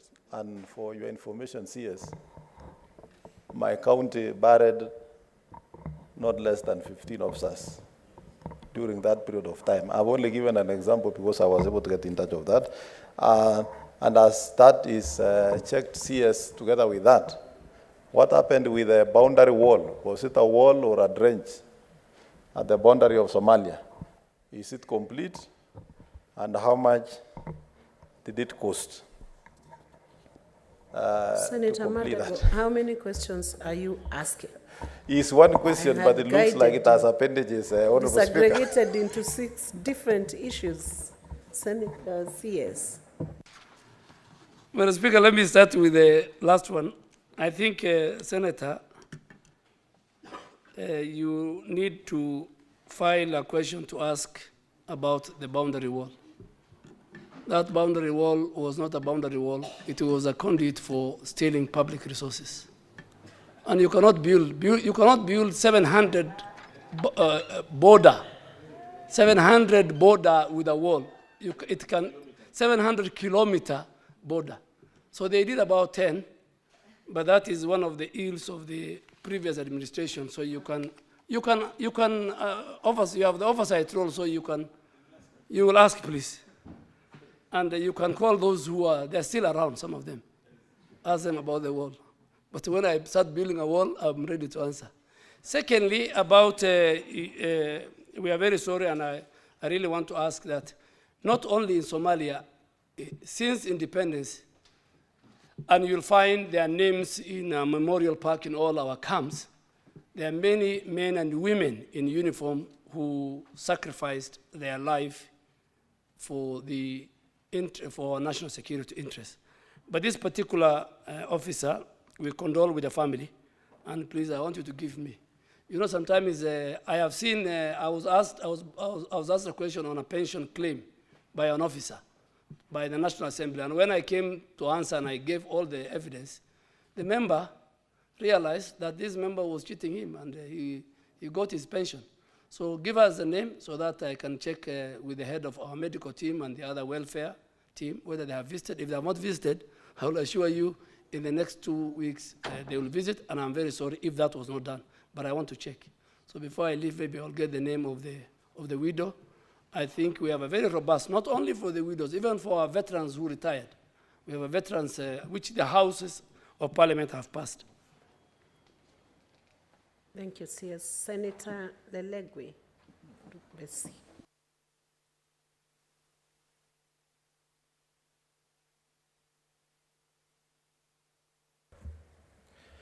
Thank you, Madam Speaker. Madam Speaker, let me join my colleagues to appreciate the presence and the response by the Cabinet Secretary. Madam Speaker, based on the response by the Cabinet Secretary, he has highlighted the high demand for the KDF in protecting our territorial integrity. Madam Speaker, I'll proceed to ask a supplementary question that is connected to the substantive question as asked by Senator Chute. Mr. CS, what is the reasoning behind the deploying of KDF to address the current insecurity within our borders, particularly the cattle rustling menace in our country, despite the reported lack of success in their efforts? Shouldn't there be a priority to focus to prioritize the focus on protecting our nation's integrity in Somalia, a service that is urgently needed in our nation than engaging within our borders for a business that can be dealt with other agencies of security in our country. Thank you.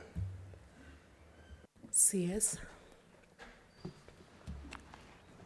Madam Speaker, I thought the good senator of Samburu will thank Kenya Defence Forces for bringing stability to the 6 counties of the North Rift, including Samburu.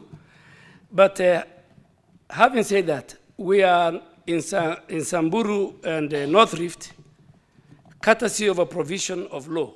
And if you look at Article 241, sub-article 3C, it says the Kenya Defence Forces may be deployed to restore peace in any part of Kenya affected by unrest or instability only with the approval of the National Assembly. That's one, which we are coming to it. But if you look at B, shall assist and cooperate, that is 3B, shall assist and cooperate with other authorities in situations of emergency or disaster and report to National Assembly whenever deployed in such a situation. Currently, we are in this North Rift region, courtesy of Article 241, 3B. If the situation requires and that we need now to go ourselves, then we'll come back to the National Assembly using 3B. But why are we in that area? You know that area, and I'm sure the senator, my great senator, comes from there. This was an area which was experienced cattle rustling and banditry since immemorial in President Kenyatta's government, President Moi's government, President Kibaki, and President Uhuru. And I think the time has come that we must allow the citizens of that region to be part and parcel of the Kenyan development agenda. Their children must go to school, their women must do business in all the trading centers, roads must be passable, criminals must be dealt with, and above all, those 4 counties must benefit from the budget and the national development of this country. And today I'm very happy to report that we have dealt with, we have silenced the guns, we are helping communities, and yesterday, under the direction of the President and the Commander-in-Chief, we have approved the CAB memo that myself and Professor Kindiki has initiated and which was passed by the National Security Council before coming to Cabinet to make sure that now as we dealt with the kinetic forces, now we bring socio-economic development. The people of those counties must get education, boarding schools, where all communities' children can go, build more dams, more boreholes, operationalize health centers, ask the Interior Ministry to create all the sub-counties and locations that are in areas where there is no government presence, open up about 13 to 14 security roads so people can move, and above all, establish permanent police and military camps and training camps to address the insecurity and make a very quick reaction. And some of those counties are also along our borders with South Sudan, with Ethiopia, with Uganda, and to make sure that we get less time, we protect our territorial integrity we share with other countries. But I'm sure, Governor, we have a meeting with the leadership of Samburu, Laikipia, and Baringo next week, so that we agree, we listen to the leaders. Now that we have silenced the gun, now the leaders can tell us what else we need to do. And from there, then we go to the ground, the way we did in other counties, and we talk to the people. Now we have reached the stage of engaging the leadership at strategic level.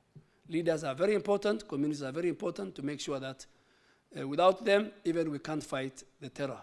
Without them, we can't bring development. So we will engage you next week. Thank you, CS. Majority Leader, Senator Aaron Cheriot. Thank you, Madam Speaker.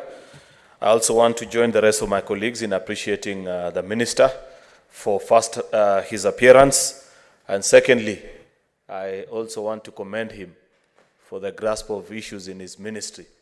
Listening to the Minister, you would think he has served in the military before, though I think I suspect, Mr. Speaker, because I know him and I know his family well, I think these are tips that he gets from his lovely wife, who is a daughter of a general. So probably that's where he has gotten all these tips about the things that are happening in this sector. Madam Speaker, I had serious concerns about the issues that were happening in Lamu, but then I've had the minister has responded in a way that I am satisfied, because we are just 2 or 3 months shy of December, by when he has promised us that they have made budgetary provisions for equipment that will help our military officers who are serving in Lamu County and many such areas, because it was increasingly troubling to see many of our soldiers die because of the activities of Al-Shabaab in that particular area. Just the last comment, Madam Speaker, is a softer one, and this is on behalf of Parliament. You know that Parliament, Madam Speaker, doesn't have many facilities, some of which we may want use of.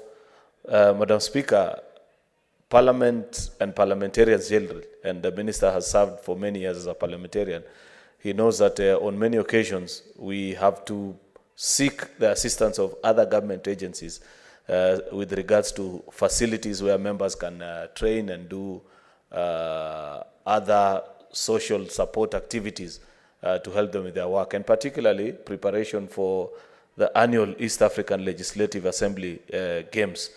And because of lack of stadiums, Nyayo Stadium remains unavailable, particularly for members of the football team. And we have tried to seek the intervention of Ministry of Defense and Ministry of Interior. And while his colleague at the Ministry of Interior have been gracious, and on many occasions the Bunge football team is allowed to play at the police stadium, we have never received such reciprocated support from the military. Yet I know they have very good playing facilities along Langata Road. Will the minister at least be gracious enough to permit, because he served here and he understands the importance of those games, to members, to at least give an undertaking and find ways of helping us. He can choose to respond directly here or later, Madam Speaker, because it's not something extremely related to the country, but to us now as parliamentarians. Honorable CS. Thank you. Thank you, Madam Speaker. And if you allow me, at least I can go on record that the leader of majority, I campaigned for him in his election, first when he came to Senate. And he is one of the few leaders who grew on the ladder very fast. So he must be a very blessed man. And he has done his job very well. I think that on the Ulinzi Sports Complex, Madam Speaker, him or the Speaker just needs to write to us. Military installations, Madam Speaker, you don't just walk in. And that stadium, is next to one of our biggest garrison, Langata Barracks. But Parliament is very key. It's a very good facility, one of the best facilities, and I'll urge even senators. Early in the morning, you can even use the track to run, to play. And there are many other corporates who go to. So Parliament and the Senate is one of the best institutions. So, leader, we are ready, and we will avail that. And on Lamu, because I don't want to go into the operational, but the number of terror attacks that we foil every day, the country will be shocked. We are doing whatever it takes. We will not spare any resources. We will not spare any human capital to make sure, under the direction of our Commander-in-Chief, we will make sure for him and for the country to grow, to get the right economic growth and development. Security is a top priority of this administration. Thank you, Honorable CS. I'm sure the senators will applaud you for that indulgence on the stadium, use of stadium. Senator David Wakoli Wafula. Asante Mheshimiwa Spika kwa nafasi hii na kushukuru waziri kwa majibu ambayo ameweza kutupa. Langu tu ni kwa kuuliza kwa mustakabali na wajibikaji wa serikali na mawaziri katika baraza la mawaziri, ni yapi ambayo mlizingatia kuafiki kwamba askari wa nchi ya Kenya watapelekwa kule Haiti na sio jeshi la nchi ya Kenya? Na pili, ni mfumo ama kanuni ama sheria ipi mtakayoitumia kuwachagua ama kuwapata vikosi vya vijana wetu shupavu ambao wataenda kuhudumia nchi hii katika nchi ya kigeni kuhakikisha kwamba malengo ya bara na malengo ya kimataifa yanafikiwa? Asante sana Mheshimiwa Spika. Honorable CS. Madam Speaker, that's a very good question, but I think IG Kome and Professor Kindiki should be here to answer that question. At least the Security Council has approved, and I think now Parliament has a role, so I think with my very good governor, and congratulations, Governor who replaced my leader and friend, the Speaker of the National Assembly. It's a very good question. I think now you can file a question, now that the Security Council has approved, you can file a question that what are the mechanisms and the procedures. But I don't want to take the responsibility of my colleague, Minister for Interior. I humbly request that.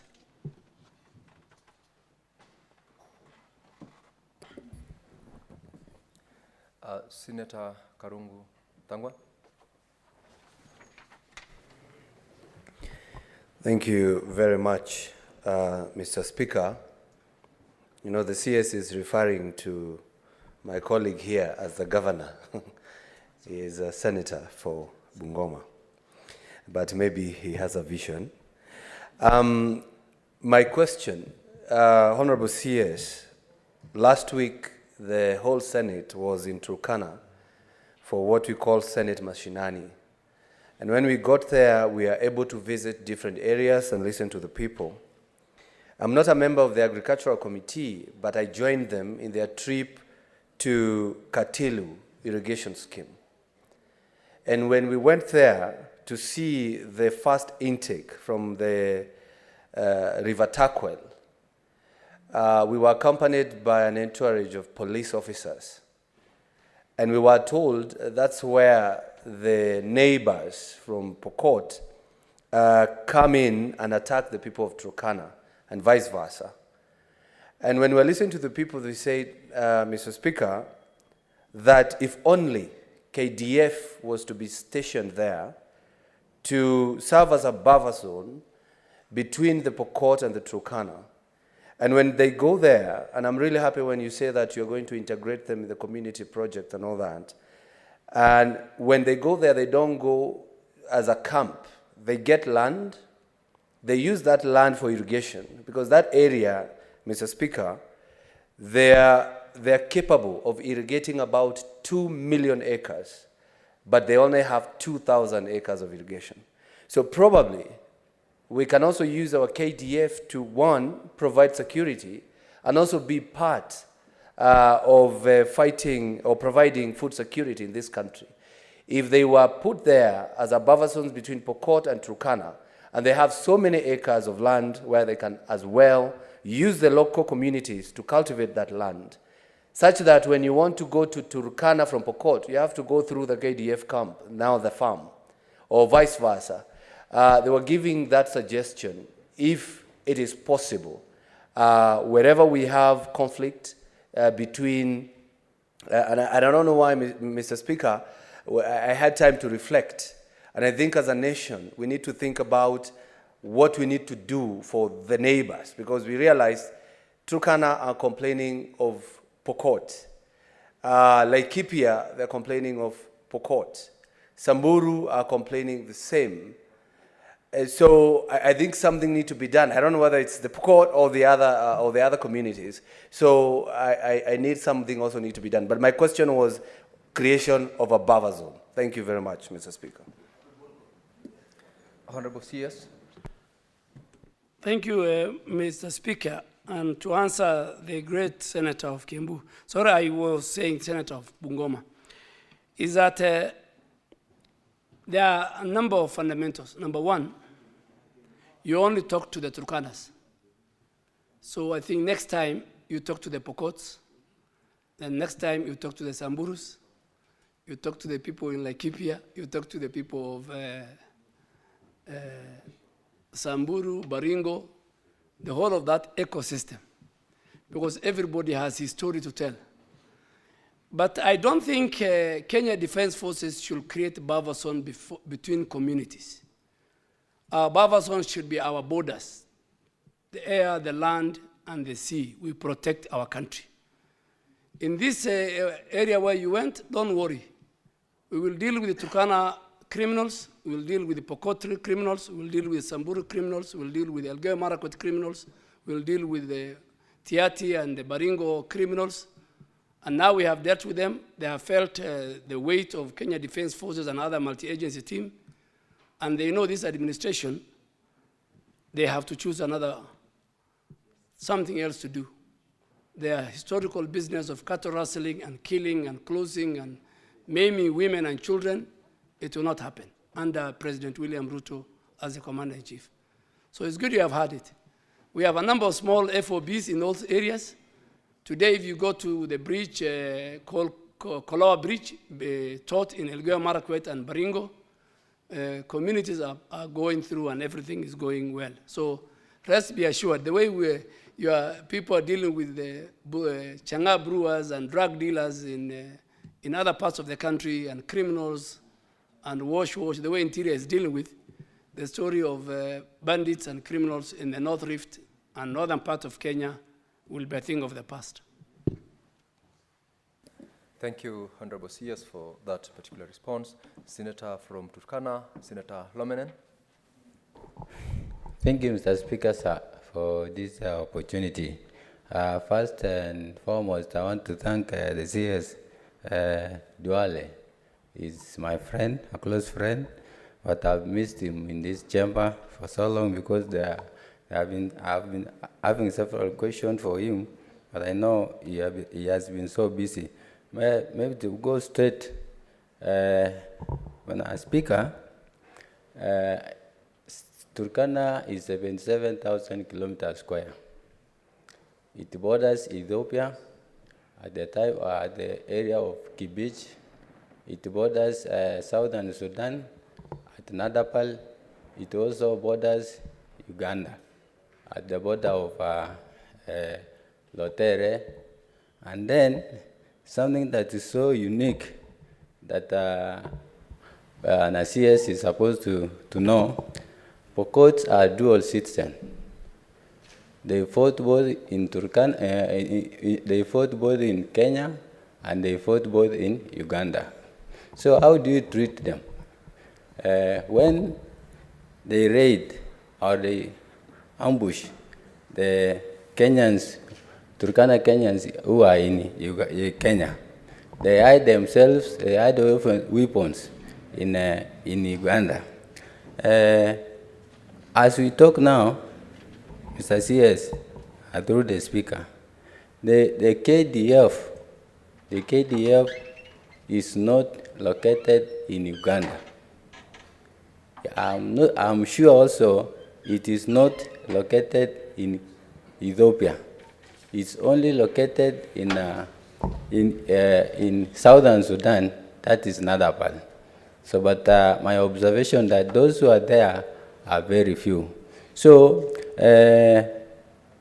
our citizens from Loima or Turkana County have been mostly embarrassed by the UDF in Uganda. As even we talk now, there are people who are imprisoned just because of taking their livestock to Uganda. And you know it very well, there is that East Africa treaty which we signed. And our citizens, our partner states like Kenya, are supposed to enjoy this grazing and water. As we talk now, they are not supposed to step there in every means they will use. So the livestock and the people are suffering now at the area called Logriama. So, Mr. Speaker, I will need to clarification from the CS responsible why the KDF is not in Uganda, is not also in Ethiopia, and then my colleague Senate said between Uganda, between West Pokot and Uganda. You should not treat West Pokot as only Kenyans. They are external, they fought both in Uganda and Kenya. So when they do something, you don't treat them that as Kenyans. You treat them differently. Thank you, Mr. Speaker. Honorable CS, could you respond to Senator from Turkana? Thank you, Mr. Speaker. The Senator for Turkana was my friend and old colleague in the National Assembly. And now I'm happy we had, and I want to apologize here today that we had sometimes very unkind words with him on the Senate. Little did he know that he will come and sit in the Senate. Little did I know that I will come and answer questions before the Senate. I think for me, this is how the world is around about. So, the Speaker, I want to apologize for the very many unkind remarks I made against the Senate when I was in the National Assembly. But number one, Honorable Senator, I can only speak for Pokots who are Kenyans. That's number one. Number two, I agree with you, and I want to thank the county government and the leadership of Turkana.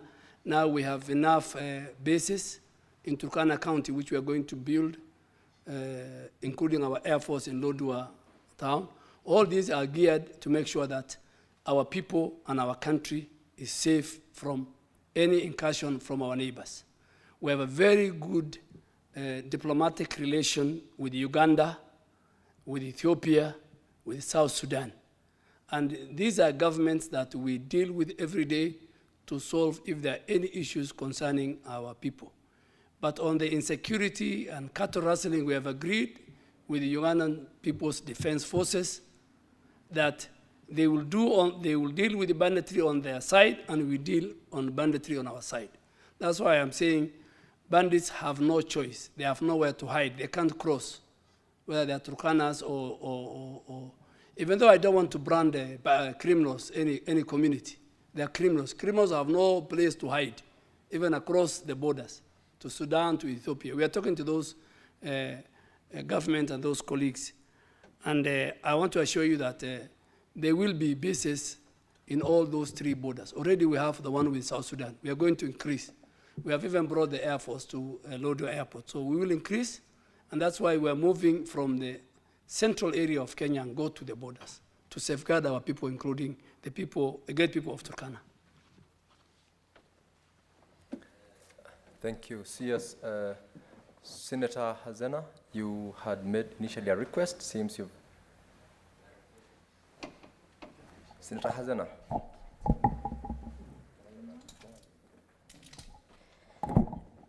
Thank you, Mr. Speaker, but I had wanted to ask the Honorable CS and our northern leader that about why they cannot deploy people who understand the terrain well, especially the local, into these regions as one of the ways to curb insecurity and deal with these bandits. Thank you, because I think Samburus understand their territory very well, the Turkana understand their territory well, so they are the best people to bring peace among themselves. Thank you. Honorable CS. Madam Speaker, I had an incident in West Pokot, in Elgeyo, and Minister Murkomen and the leaders were with me. In Kenyan Defense Forces, we don't have communities. We don't have Turkanas, we don't have Samburus. We have Kenya Defense Forces under the leadership of the Commander-in-Chief. So I think that story I used to hear when I was a member of parliament, where you say, remove this OCS because he comes from that community. That doesn't work in Kenya Defense Forces. They are Kenyans, and they know all the terrain.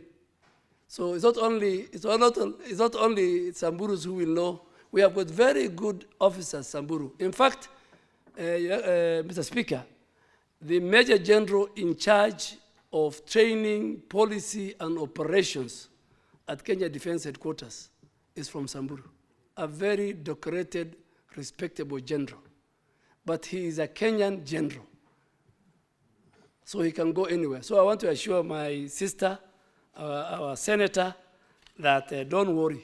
Every officer in the file and rank of Kenya Defense Forces knows the terrain, and they are Kenyans. And we don't want to discriminate them. We want them to work any part of our country and any part of our region, both East Africa and the Horn of Africa. Thank you, Honorable CS. I think, Honorable Members, that brings us to the close of the questions to the Honorable CS, whom I must appreciate for his, if I must appreciate the CS for his vast knowledge and commitment to the ministry, and also to confirm to him that you apologize to the House for advisedly apologizing for the comments you made previously in the other House, that the apology is accepted, and acknowledge the fact that you have committed to honor and respect the House of Parliament, both this one and also the National Assembly. And welcome you once again to answer the questions. I know there are so many questions honorable members would want to ask. I know there are so many other supplementary concerns and questions they would have wanted to ask, but because you have taken your time within today to respond to this one, we will welcome you once again in another session, and we will look forward to also get to know more of your responses in terms of what is relevant to your ministry. With that, Honorable CS, you are discharged with appreciation from the Chair and from the House.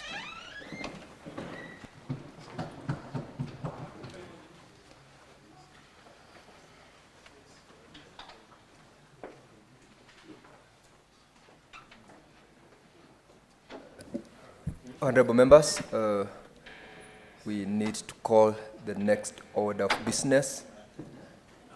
Clerk. Order number 8, the County Government's Additional Allocations Bill, National Assembly Bills number 23 of 2023, second reading. Honorable members, this is the bill that we had yesterday. I think we adjourned the House when Senator Mandago was on the floor, and he had 17 minutes remaining for him to conclude on his response to support the bill that was moved yesterday by the majority whip. Senator Mandago was just here in a moment. Senator Mandago, you had 17 minutes remaining of your time. I do not know whether you are ready to proceed. Yes, I'm ready. Take the mic.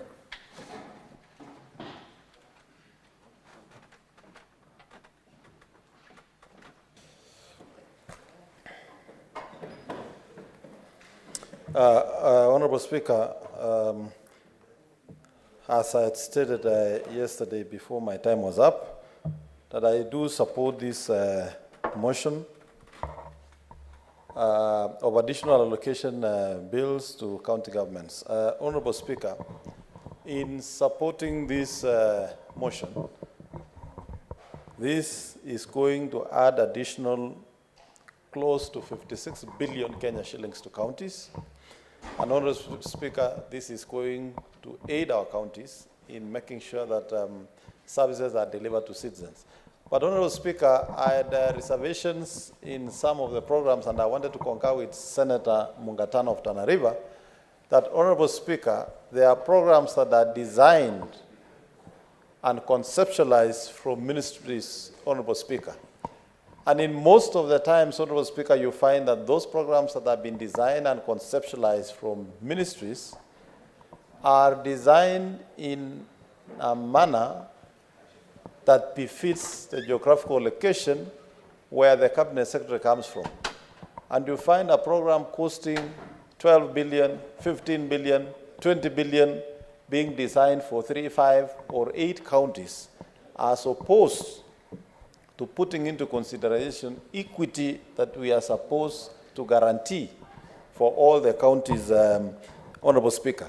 And therefore, even as we support this motion, Honorable Speaker, going forward it would be prudent that some of those programs are reviewed to make sure that there is equity, to make sure that it covers all populations in the country without discriminating. Otherwise, Honorable Speaker, it will mean if you are from a county where the cabinet secretary does not come from that geographical region, you will be here supporting additional allocation, but the allocations will be skewed towards particular regions. I agree with my brother, Senator Mungatana, that indeed there is need for review of the planning and budgeting processes at the National Treasury. It cannot be that a county will benefit from 8 programs conceptualized by national government and other counties get 0 or only get a portion of one of the programs. The work of this House is to protect devolution, to ensure there is equity. And the principal purpose of devolution in its inception was actually to deal with marginalization, deliberate marginalization of some regions, to make sure that there is equity and that this country is developed across the nation in a fair and an equitable manner, so that lives of Kenyans, no matter which corner you come from, is equally improved and we have fair living standards. Honorable Speaker, we were in Turkana for Senate Mashinani, and I know my colleagues in other committees have painted the performance of Turkana otherwise. But I would want to also challenge and say, for counties that were privileged before devolution, probably like Uasin Gishu, Honorable Speaker, my own county, we are tarmac in places like Nyeri where there are provincial headquarters, in Mombasa, in Nairobi here. They will never understand where devolution has brought some of those counties. And that is why we are keen on making sure that these allocations are equitable. Turkana County, Honorable Speaker, before devolution, people must understand that in the 66,000 square kilometers of Turkana, we had only 2 hospitals. That is the hospitals, 77,000 kilometers square, Honorable Speaker. We had only 2 hospitals, one in Lodwar town and the other one in Lokichokyo. Some of these senators don't understand that to travel from Lodwar, the county headquarters of Turkana, to go to the farthest border, the border of Turkana and Ethiopia, you travel another 500 kilometers and there is no road, Honorable Speaker. And today, as we speak, Honorable Speaker, we have an hospital, a ward hospital, in all the 30 wards of Turkana County, Honorable Speaker. And I therefore want to urge my colleagues that whenever we visit counties, just that seeing a structure or visiting a place is not sufficient to make conclusions and cast aspersions on county performance until you get proper documentation and even the report of the Auditor General. And I therefore want to say, Honorable Speaker, that these funds need equity and needs to be properly protected. Honorable Speaker, even as we pass this additional allocation, we have had very successful programs at county levels that are donor-driven, like the Kenya Urban Support Program, the Kenya Informal Settlement Improvement Programs, that as a Senate, Honorable Speaker, we shall need to further make these funds ring-fence for particular activities, Honorable Speaker. And in this sense, Honorable Speaker, since these are additional allocation, we don't expect that these funds will be used for recurrent expenses that are not related to development budget, Honorable Speaker.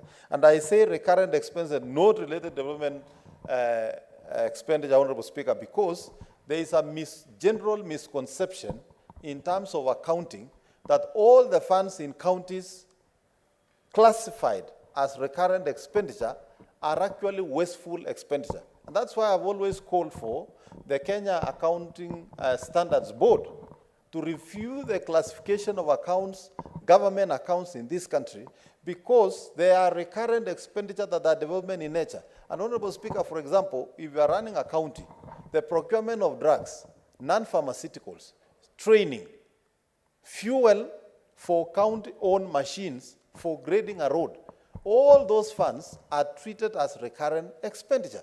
But those are not wasteful expenditure, and that's why I say there is need for reclassification. And even as these funds go down to counties, we need to make them specific and should not be used for any recurrent expenditure that is not development related. Honorable Speaker, when we do that, we shall realize quicker development, more services to the citizens of our counties, because then this will be tailor-made to answer specific problems that counties are going through. If you go to the Kenya Urban Support Program, Honorable Speaker, for example, you would see that most urban centers in this country, most county headquarters roads in this county were actually greatly improved when the Kenya Urban Support Program was running.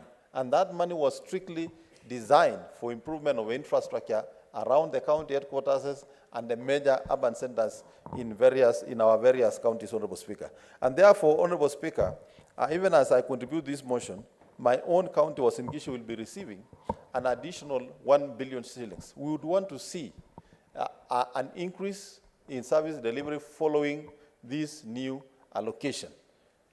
The additional allocation, Honorable Speaker, therefore confirms that there are still more resources at the national government level that are meant for devolved function that are still being held at the national government.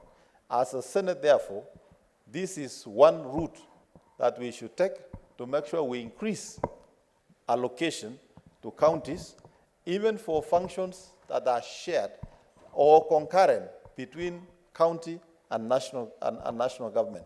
I hope, Honorable Speaker, as we continue with this conditional allocation, we shall also review other funds that have been set aside under this conditional allocation, like the managed equipment, which I still believe, Honorable Speaker, counties are yet to get value for money for the equipment that was paid for. And I want to be on record, Honorable Speaker, to say those contractors who are contracted on the managed equipment, Honorable Speaker, they will not rest until they make sure they supply all the equipment that they are signed a contract to supply to our counties.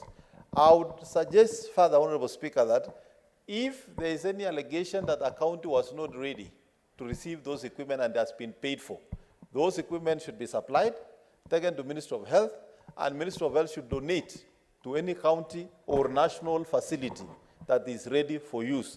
But there is no way suppliers will go away with Kenya funds without supplying. It is equivalent to paying for oxygen, Honorable Speaker, that you cannot have a field, you didn't manufacture, you didn't supply, it was not inspected and received, and funds have been paid. Finally, on the allocation for maintenance, the 5.8 billion under the managed equipment, I would urge the Ministry of Health that even as there is need to maintain those equipments, then the cost of maintenance of equipment that was not supplied should be deducted from that overall figure. Therefore, the cost of that contract should be anything less than the 5.8 billion, because you cannot service what you never supplied. And it cannot be that that figure is just based on the overall expectation that the supplier was supposed to deliver all these equipments. They failed to deliver part of the equipment, and they are paid again the total sum figure for maintenance of those equipment, Honorable Speaker. That will be unfair to the citizens of this country, and we would expect the Ministry of Health to make sure that they are only paying for services that have been consumed. Otherwise, I still agree with the framers and the designers of the program that the managed equipment was and is still a good program. It needs to be properly re-engineered and made to provide for value for money for whatever we are doing. Honorable Speaker, part of the funds that are going as additional allocation is a grant from Danida. And Honorable Speaker, the grant from Danita that has been supporting our facilities is a very good example of a fund or a grant that has helped improve health in counties. This is the first program that supported facilities direct at the facility level, that counties were required to receive the money and send to the health facilities, so that any shortcomings of budgetary provisions from the county would then be catered for these funds. And that is why, Honorable Speaker, I want to thank this Honorable House for passing the Facility Improvement Financing Bill, because that is going to revolutionize health management and empower the community and the committee and the facility to be able to discharge services to wananchi, so that when the universal health coverage package is rolled out, the facilities are adequately prepared now that we have legislation, and we are encouraging national government and other development partners that they can now send funds directly to our facilities, so that the decision making and the time it takes to turn around on provision of non-farms, pharmaceuticals, or any other things that need to be procured, funds are available at the facility, and citizens will no longer go to any facility and be referred to go to any other facility other than where necessary to have a referral. Finally, Honorable Speaker, I would want to ask that the National Treasury then, once this bill is passed, actually expedite on the disbursement. And I have no doubt in my mind, looking at the demonstration and the commitment of the national government in releasing funds to counties. I have said before that those who are serving as county governors now are the most fortunate governors, since they have timely release of resources. I'm sure this additional allocation will also be timely released, so that counties will be able to utilize, and no businessmen, suppliers of service or goods will then have to lose their businesses. No Kenyans will have to lose their jobs on account of businesses have been closed. But in the end, those who are doing business and those who are receiving service will have a reason to celebrate this administration. Thank you, Honorable Speaker. Thank you, Senator Mandagwa. Senator Karungo Tangwa, Paul. Thank you very much, Mr. Speaker, for giving me this opportunity to support this bill. Mr. Speaker, it is the bill, the County Government Additional Allocations, Bill 2023. Mr. Speaker, Kiambu County is receiving an additional allocation of 1.2 billion. That is 2% of the whole additional allocation, which is 56 billion, that is going to all the counties, Mr. Speaker. And I'm happy that we are working so hard as a Senate to make sure that these monies are channeled to the counties that we represent. And as you know, Mr. Speaker, the Kenya Kwanza administration is giving out this money timely without being late even with a day, Mr. Speaker. Every 15th of every month, every county is receiving their share. I can give you an example. Kiambu County, July 15th, it received 1 billion. August 15th, it received 978 million. September 15th, it received 1 billion. And within the next 12 days, Mr. Speaker, actually 11 days, Kiambu County will receive another 978 million. That is what we had passed previously. But today, we are coming to pass and approve this bill to make sure Kiambu gets an additional allocation of 1.2 billion. Mr. Speaker, I think as a Senate, now that we have done our part to make sure the counties get their monies, I think we need to take this a notch higher. Because, Mr. Speaker, we cannot be working very hard as a Senate to send monies to the counties, yet the governors are not able to utilize the monies that we send to the counties. They are unable to commit. And I can tell you here, without blinking, Mr. Speaker, that the county government of Kiambu in the close of the financial year of 2022-2023, they were unable to spend 3 billion Kenya shillings, Mr. Speaker. 3 billion disappeared. We were unable to commit, the governor was unable to spend it, and yet he had pending bills of 5.2 billion. Mr. Speaker, I think if that is not incompetence, I don't know what we can call that, Mr. Speaker. We should take it as a Senate. If you are unable to spend the monies that have been sent to you, we calculate that and we say that is incompetence, Mr. Speaker. Because if you are not able to work, yet we are sending the monies to the counties. Some counties are crying that they do not have enough monies. But here we are working very hard to send monies to the counties, only for the governors not be able to spend that amount, Mr. Speaker. Mr. Speaker, I'm really happy that within this additional allocation, I've seen 250 million Kenya shillings going for the county aggregated industrial park, because I was beginning to worry why we do not have one in Kiambu County. Because, you know, it was launched in Busia, Kakamega, Bungoma, Mombasa, you know, Narok, all the Azmio, you know, governors' areas. And I was wondering, is it that the governors from my side of Kenya Kwanza are not embracing this, or what is happening, Mr. Speaker? But at least we see there is money for the county aggregated industrial park for Kiambu. So there is no reason that the CS for trade should not come to Kiambu very soon and launch this, Mr. Speaker. Mr. Speaker, out of 1.2 billion, 160 million is for fertilizer subsidy. Kiambu is an agricultural zone, Mr. Speaker. And as we await these monies, Mr. Speaker, we would want to urge the county government to come up with a good structure of giving out this fertilizer, Mr. Speaker. Some of them are using this fertilizer as a campaign tool, giving somebody who does not even have land a bag of fertilizer. They can only put fertilizer on their flowers that are just in their corridors because they do not have land. So I think the county government should come clear and come out with a very nice framework to make sure that this fertilizer gets to those who deserve. That is the coffee farmers, you know, any other crop, tea, and all that, Mr. Speaker.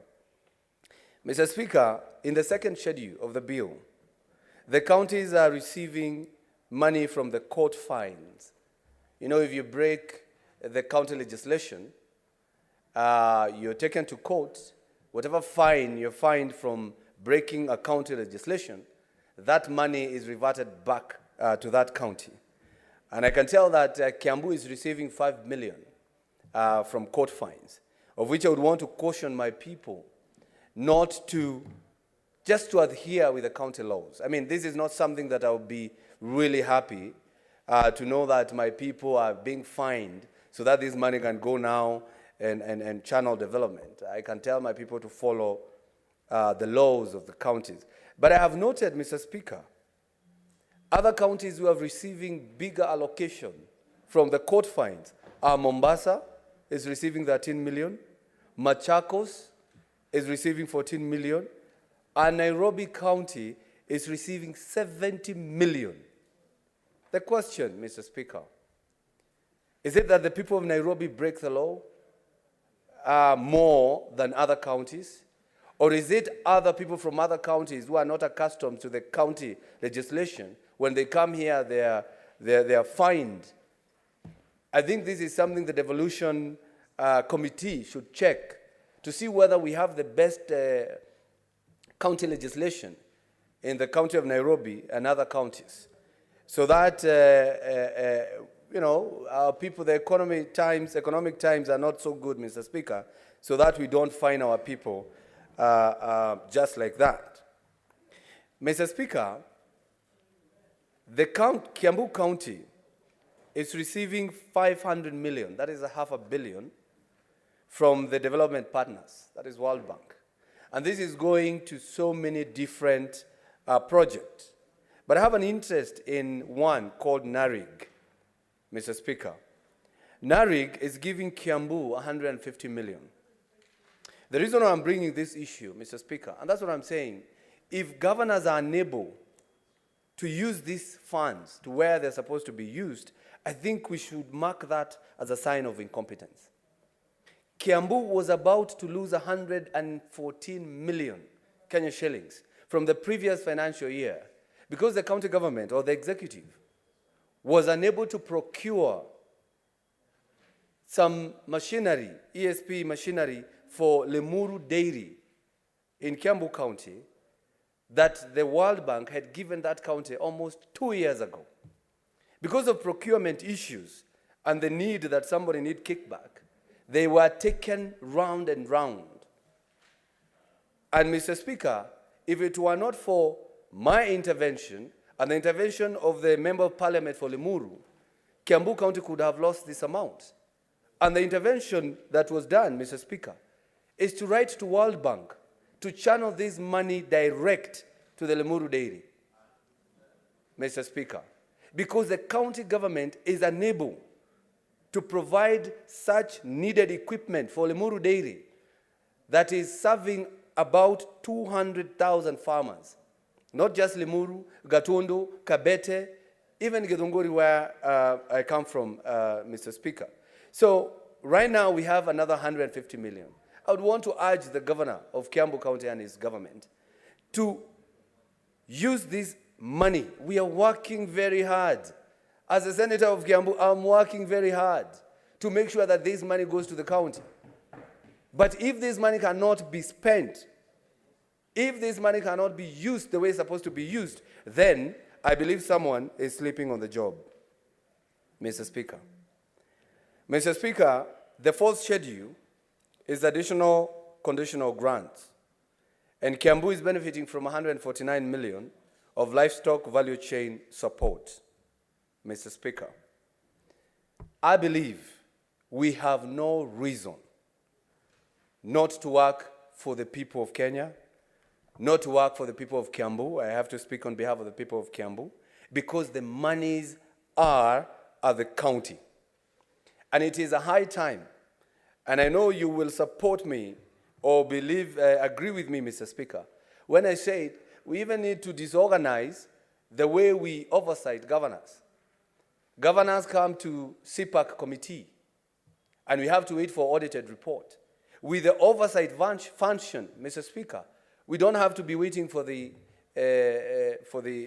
auditor's report. The report I'm giving now is enough to make CPAC invite a governor. I mean, we don't have to wait for governor to mismanage a county, then we question him a year later. Today we are questioning governors of the previous governors. So if we do have a proper CPAC committee that are regional, why am I saying regional?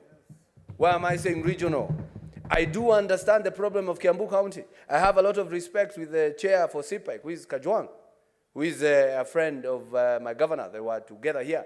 I'm not saying anything, Mr. Speaker, but what I'm saying is, if that committee, Mr. Speaker, had chairs from Mount Kenya, it was chaired by the senators from Mount Kenya who are in that committee, like 5 or 6 of us, we will be able to understand we are not only fighting for our neighbors, we are also fighting for ourselves, Mr. Speaker. Because I cannot feel comfortable having a senator from far away. We were asking a question here, why we are taking police to Haiti. How many thousand kilometers, Senator Kalwale? 12,000 kilometers. We are questioning that. Yet I'm tasking a senator who is 7,000 kilometers from me to take care of my county. Mr. Speaker, I believe it's a high time we check on our standing orders to make sure that I'm given an opportunity to oversight my county. It is sad to see money going back to the coffers, and the governance not working, and I have to wait for a whole year to ask a question that I could have asked when it happens, because we see it. We are seeing it happening, Mr. Speaker. Mr. Speaker, these monies that are going to the county, most of them are for development and, of course, recurrency, and there will be money that will go to the health facilities, Mr. Speaker. I asked here on this floor, or on the floor of this House, on a statement, on an issue where the employees of county government were, their insurance scheme, which was NHIF, was withdrawn and they were taken to a private entity. Mr. Speaker, we are talking about universal health care here. The government is providing the best in NHIF, but here you have a governor who wants to get out from the NHIF and go to a private entity. Your guess is as good as mine why he would do that. But when I bring that statement here, Mr. Speaker, it is months. The governor has not been summoned. We have not received any response. And here I am, Mr. Speaker, and that's what I'm saying. We need to form oversight committees or CPAC or CPIC that are regional so that we can fight for our people collectively, Mr. Speaker. Because if today I have not received any information 1 year down the line, what does that tell us? And here we are sending money to the counties, Mr. Speaker. Mr. Speaker, most World Bank grants and loans are project-based. They don't send money blindly. And that's why sometimes you see projects that are funded by World Bank are paid on time and are done thoroughly. So I would urge, whenever the National Treasury is bringing this bill, to be bringing the itemized projects that World Bank is going to do in my county. So that when they say they're giving 150 million for NARIG, I should be told this and this and this will happen. So that we start following our governors, Mr. Speaker. Mr. Speaker, as I conclude, I talked about Kiambu County owes contractors and others over 5 billion as pending bills. And I use this opportunity because I'm working on an amendment of PFM that will help cure the issue of pending bill, Mr. Speaker. Do you know why we have pending bills? Because when governors are passing their budgets, they overproject their own source revenue. In the year 2022-2023, Kiambu said they will collect 3 billion, but they collected 2.1.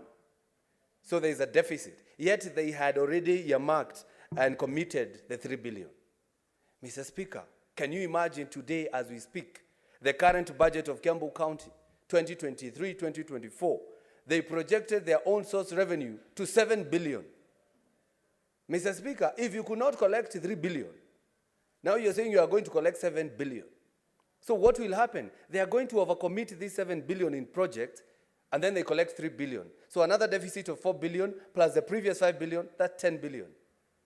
Maybe the incoming governor in 2027 will not work. He will just pay pending bills, Mr. Speaker. So that's why I want to bring that amendment on this House, so that when you're overprojecting your own source revenue, Mr. Speaker, you can only do so to a certain percentage of the previous collection. If Kiambu had collected 2 billion, you can only overproject maybe 20% higher. So it is 2 billion plus 200 million. That way, Mr. Speaker, we will be able to make sure that the counties are transparent. And if at all you collect more, you can always do a supplementary budget, Mr. Speaker. So I think this is the time, as a Senate, we stand with each other. And just so you know, just the way you're a senator of your county representing the interests of your county, hear me out. Hear me out because my county is burning, Mr. Speaker. Hear me out because we are losing money in Kiambu County. Assist me, Mr. Speaker. Assist me to make sure that our people of Kiambu County, they are well represented. Their money are prudently used to make sure that they are assisted, Mr. Speaker. Otherwise, we'll be coming here every day just because somebody have a few friends. And you know, Senator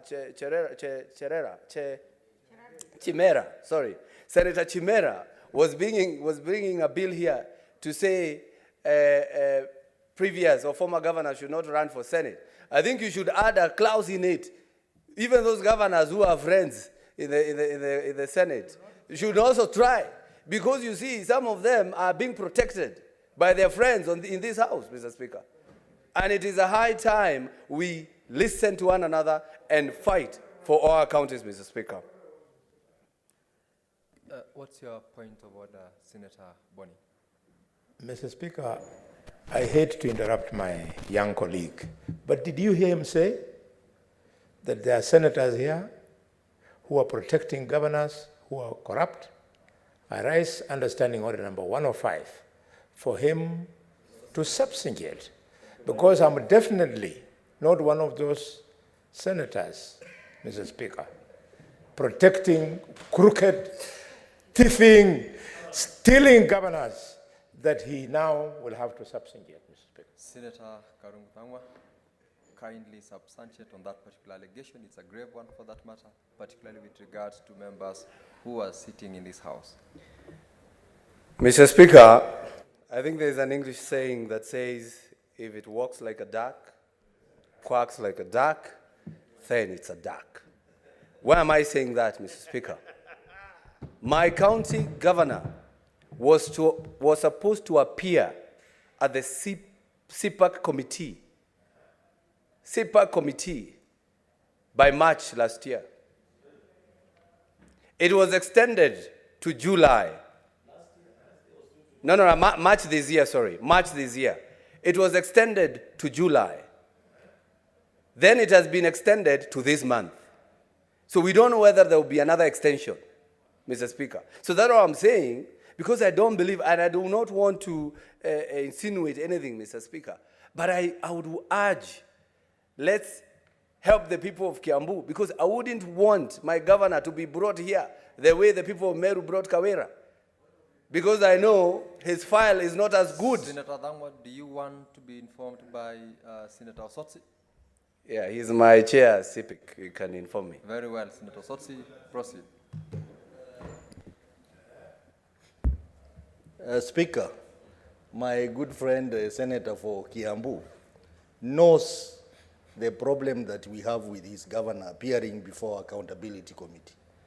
He's a distinguished member of my committee, CPIC, and we have a similar problem with the governor of Kiambu appearing before us. We had to postpone 3 times because, one, documents were not in a prescribed format, and we got to a point we had to summon him to appear before us. So I just wanted to inform the senator that there is something particularly wrong with the governor of Kiambu. Senator Thangwa, could you conclude on your substantiating the issue as was raised by Senator Boni? I have not given you the mic. I have not given you the mic, yes. Thank you very much. Senator Thangwa. Kalala wanted to inform me? Okay. Thank you very much, Mr. Speaker, as I conclude. And thank you, Chair, because... you have an intervention, Boni Halwale? What is your intervention? Mr. Speaker, thanks for your indulgence. The issue raised by the chair of CPAC and by the Senator of Kiambu, who also sits in CPAC, is monumental. They need to make a formal submission to the House, Mr. Speaker, so that this House assists them. I remember in the 11th Parliament, Mr. Speaker, the former governor of Kakamega applied the same tactics and never appeared before this House. Thank God now, his file has now been handed over to DCI. It was handed over by EACC yesterday. Let's not wait for the people of Kiambu to lose money only for 10 years later for us to start doing postmortems. Could this Senate afford CPAC an opportunity to prosecute the governor of Kiambu if indeed he's doing these things? I believe what the chairperson of the committee was saying when he made specific reference to a particular problem, they must have a solution to that effect.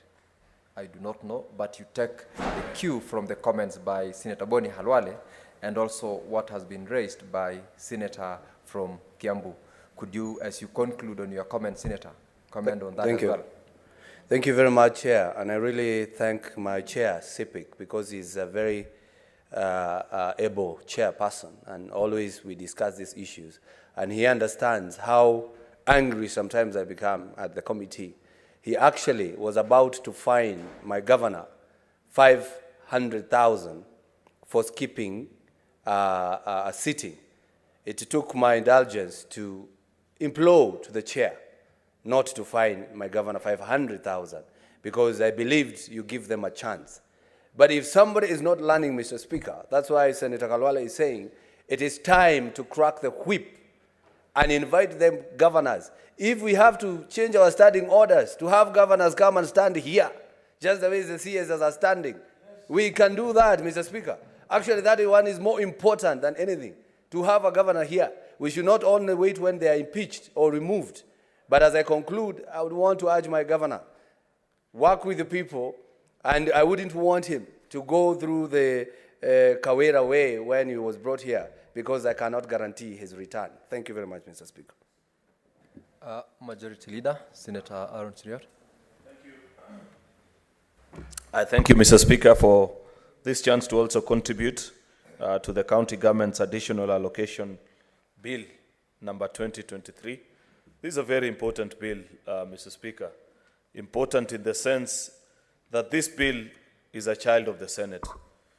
I say so, Mr. Speaker, because those that have served long enough in the Budget and Finance Committee know that before there was even something called condition and unconditional grant, Mr. Speaker, many county governments would additionally receive resources through various schemes and policies of the national government without due regard to any procedure, reference to any committee of the Senate.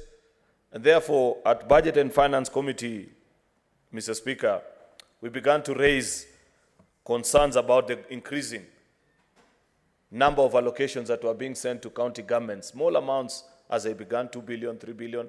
But subsequently, when we realized the figures were growing over and above tens of billions, then as Senate we raised concerns about the need to have a formula and establish mechanism through which any additional funds that goes to our counties are determined, and the assurance thereof that there is no system or systemic process in which other counties were being marginalized, Mr. Speaker.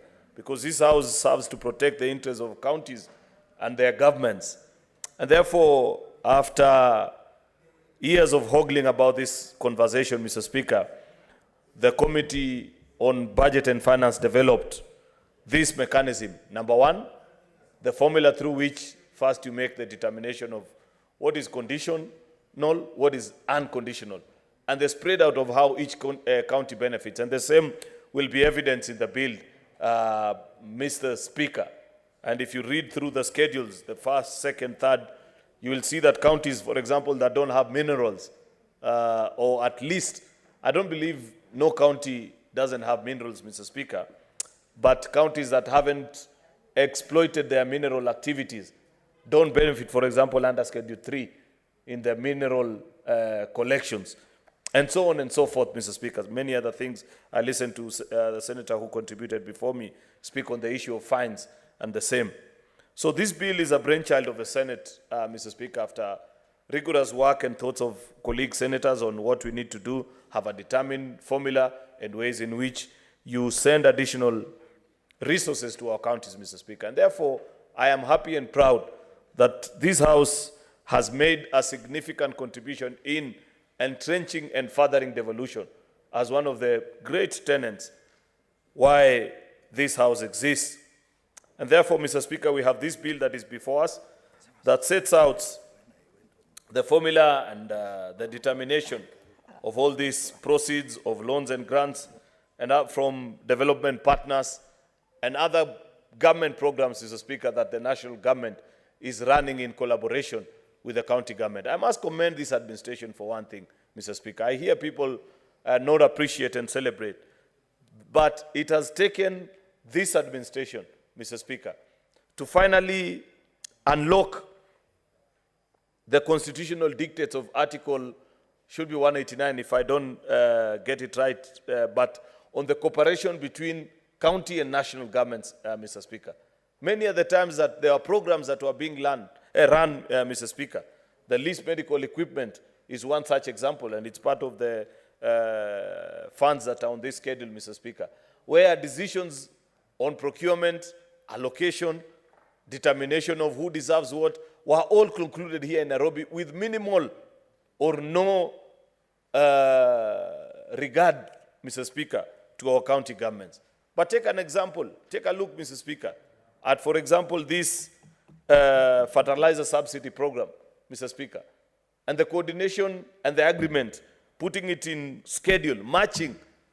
Mr. Speaker, I hear many people sometimes argue and say, oh, we see so much resources sometimes remain at Ministry of Agriculture. If we continue the way this bill is structured, Mr. Speaker, then very soon such conversations will be things of the past, because much as you want to centralize certain things on policy, for example, Mr. Speaker, would it make sense, despite the fact that many people, especially our colleagues from the minority side, may not like to see any coin remain with the national government for obvious reasons, would it make sense, for example, Mr. Speaker, for each county to be left on their own to import their own fertilizer? Or you'd rather centralize it, have tests and standards, and determination of what is due? If you read through the schedule, Mr. Speaker, you will see that based on the 2019 census, each household, farming household unit per county is listed, and there is a weight to it.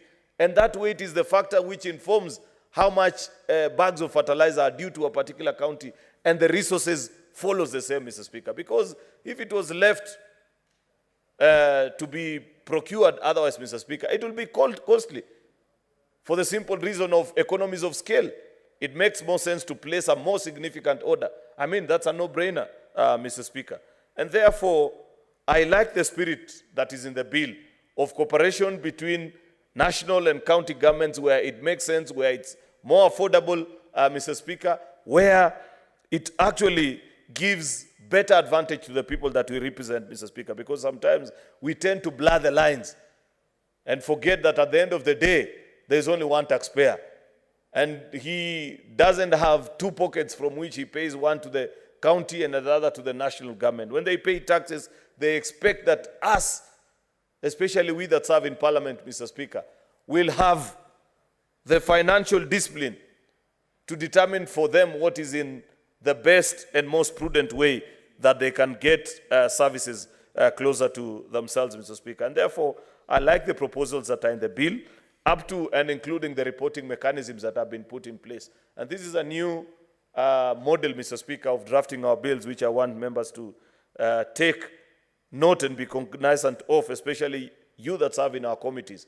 Many times you consider bills and we give a lot of responsibilities to cabinet secretaries without demanding that they come back to this house with a reporting mechanism on how they are executing those responsibilities that we've given unto them. I like, Mr. Speaker, that in this bill it is proposed and shall be the case that on the 15th of every month, this house will be furnished with reports, Mr. Speaker, of how much resources under this conditional or additional allocation, Mr. Speaker, have been sent to our counties. That's a very important tenet, Mr. Speaker. Mr. Speaker, you know, there is a very good culture that is long lost in this house, which I want, and I have drafted a letter to the controller of budget, because I feel as senators, we are not making the best use of that particular office. Previously, Mr. Speaker, when you went to the senator's lounge, you'd find many a times there was a huge pile of books about expenditure in our various counties and exchequer releases and whatnot, all those details that it will take for you as a senator to understand the financial operations of your own county government, Mr. Speaker. But that culture has since disappeared. Hardly do you ever find those books. Many colleagues, I'm sad to say, will struggle to tell you what was the last disbursement that went to their counties. Yet these are figures and statistics that will help you appreciate as a senator whether your governor is being prudent with the resources that you fight so hard to ensure that they go to our counties, Mr. Speaker. In fact, when we later interact with the controller of budget, and I want us to invite her to this house, Mr. Speaker, so that we take her to task on the various issues that are happening in our various counties, because you can actually control, Mr. Speaker, financial propriety in our counties, including who gets paid, for what services, at what time, using the offices of the controller of budget, Mr. Speaker, so that we are not just reduced to morticians, Mr. Speaker, of waiting for the results from the Auditor General at the end of a financial year to say, oh, what happened, this and the other. We want our reports promptly, and nothing stops her. In fact, when we eventually meet her, Mr. Speaker, we will demand that she does not even have to print those long, expensive copies. We are talking about austerity measures in our government, Mr. Speaker. Let us send even me that statement of Kericho County government operations to my WhatsApp. I have no business demanding that it be in hard copy. I'm the only senator of Kericho after all. So what is the problem? They know me, they know my number. Let me have that report in a prompt manner without any due consideration to so much protocols about government, so that I know how much is being released. How is it being spent? In fact, yesterday, Mr. Speaker, or 2 days ago, at the National Dialogue Committee, COG came and appeared before us, and I took them to task because I have another report which I'll be sharing with members in the next coming 1 or 2 weeks. Do you know, members, that all our 47 county governments are in violation of Schedule 25 of our regulations on expenditure in our county governments? There is not a single county that is spending more than 20% on development spend. All of them 15%, 16%, and we're just seated here as Senate. We must demand when control of budget comes here, because I have invited her and I've told her that you must appear before a committee of the whole for the entire Senate, because senators want to know, why are you allowing counties to spend over and above what is it called? Legislative determinations that have already been meant. The 70-30 principle. That principle was put there to ensure. We know very well that the easiest way with which you can pilfer resources is through recurrent expenditure. Because it's small things like fuel, printing, paying so and so, and all these funny programs that county governors are running. You find a governor running, with mattresses and whatnot, chicken, the way Senator Karunga was talking about, under recurrent vote, saying, I have brought this donation. That's why very few of them, actually, that's why none of them is at 35%. Very few are above 25%. Most of them, for your information, sadly, Senator, are below 20%. And this is a worrying trend which we must begin to question as Senate. We must demand from control of budget and ask, what is it that my county, Kericho, your county, Senator Osotsi, and the rest, Senator Betty, determine, and let your governor appear before us and file a recovery plan. Because I believe the reason why, for example, the national government is in the financial and debt distress that we find ourselves in as a country is because of managing our resources the way counties are beginning to operate. Where you imagine that so long as this is government, somehow money will always be found. You don't want to run it prudently, knowing that resources are finite, that somehow they must have an end. Senator Karungo Thango have just spoken about how many of our counties continuously inflate their own source revenue with the simple motivation of growing their development budget, so that at the end of it they can procure, take the 10% and never pay those contractors. There is absolutely nobody in their right mind right now, Mr. Speaker, in this country who can seek to be a county contractor unless the governor is your father, your mother, your boyfriend or your girlfriend. Otherwise, any ordinary contractor knows the minute you conclude that job, you begin an even more difficult job of trying to get paid. And many of the times they'll never be paid. People have been auctioned.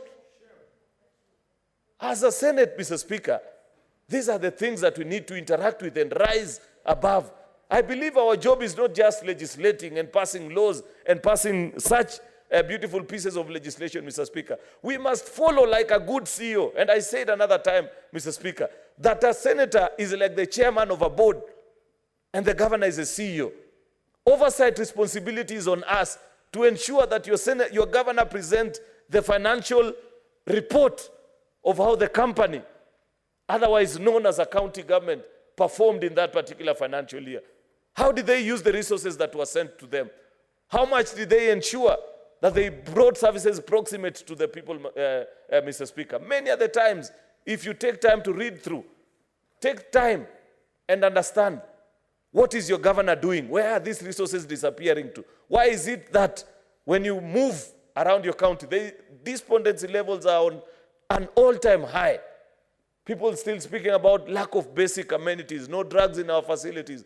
All the roads that were built between 2013 and now, none is being maintained, Mr. Speaker. And we will soon get to a point where our people will give up and say, we thought this was coming to save us. It is even worse than when things were centralized at the national government, Mr. Speaker. Therefore, I hope at that session, when we interact with the controller of budget, and we will send a notice, Mr. Speaker, so that all the senators can appear during that particular meeting. In fact, my proposal, Mr. Speaker, is that let it be a committee of the whole, so that we share our frustration and our disappointment with that particular office, including, Mr. Speaker, the difficulties why also many counties are not able to access their resources sometimes sent to them. Because I've listened to governors also sometimes who say that to access, the reason why many governors are able to access those resources in an easy manner is that they part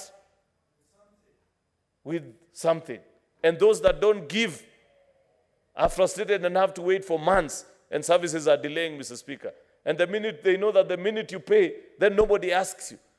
It is a demand of us as a Senate that when a county government presents, for example, its list of suppliers and people to be paid for services that they have offered, that there shall be no alteration. And if there is to be an alteration, then it is with the authority of the controller of budget. Therefore, I look forward to that particular meeting, Mr. Speaker.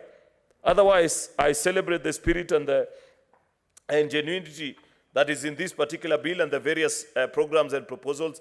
Members take time to read, understand. We need to bring to a close, for example, this issue of the 5 counties that we began. Senator Boni Alwale was in the Senate, served with him in that particular committee when he allocated resources for 5 counties that were never district headquarters to go and build their county headquarters.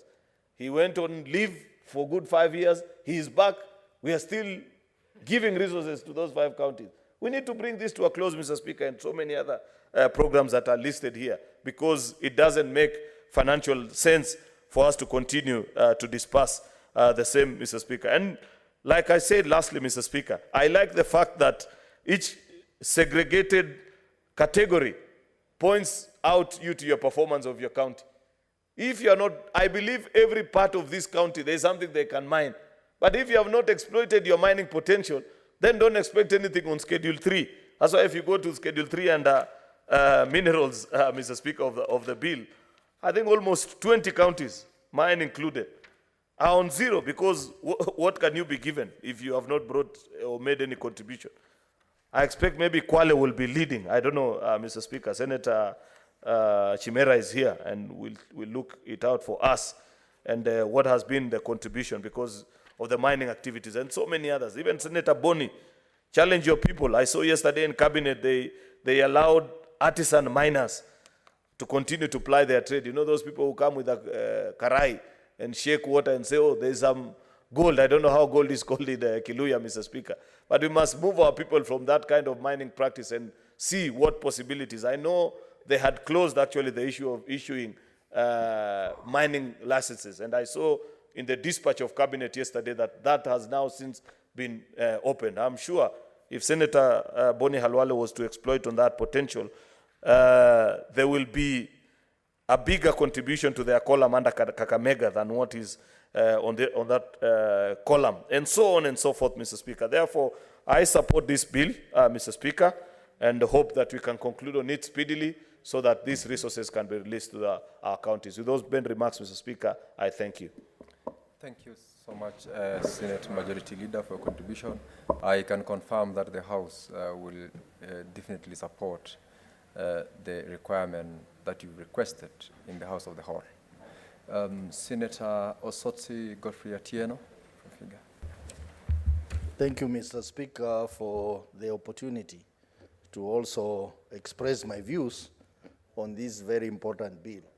Mr. Speaker, from the onset, I want to say that this bill is a good bill, and I want to agree with the majority leader that one of the most fundamental things done by this Senate is to come up with this bill. Before that, Mr. Speaker, money used to be sent to the counties, additional allocations, without a proper legislative framework, and in most cases, the Senate did not know that money had been sent to our counties.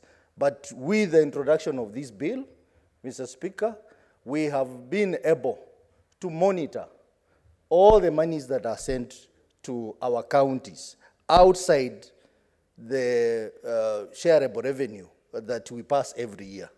Mr. Speaker, additional allocation has 3 components.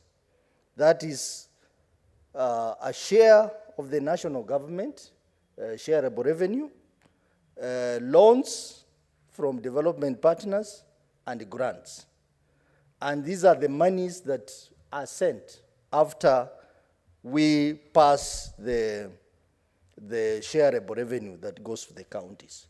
And this is significant amounts of money, Mr. Speaker. I want to recommend, Mr. Speaker, that after this very important step that this Senate has done, I think the next aspect is how do we oversight the usage of this money. Mr. Speaker, I know my colleagues have talked about committee interventions, but I think it is a high time that Senate considered coming up with a special committee on accountability of additional allocation.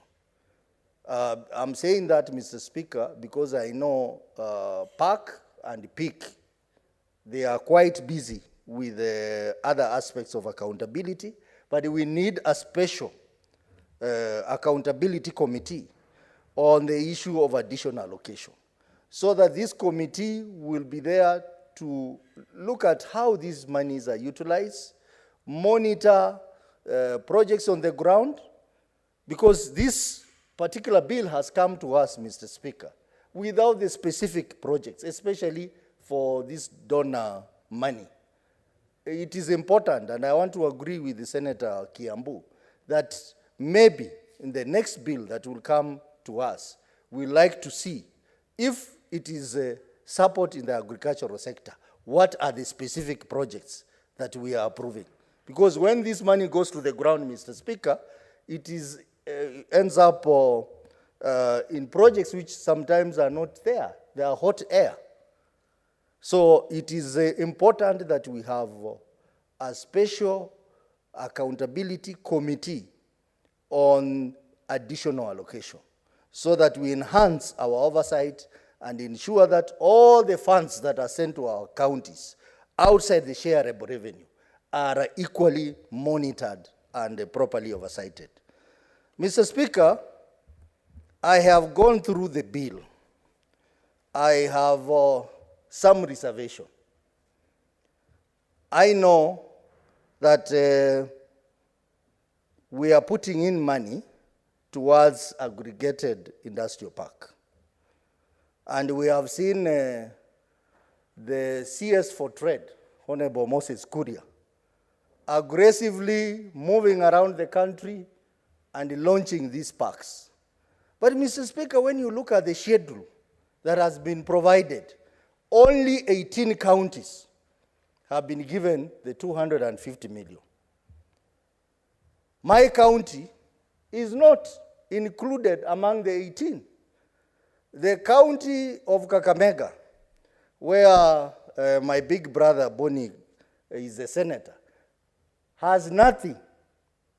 But we are seeing the CS is launching these things. On Friday, he's going to be in Vihiga, launching the industrial park.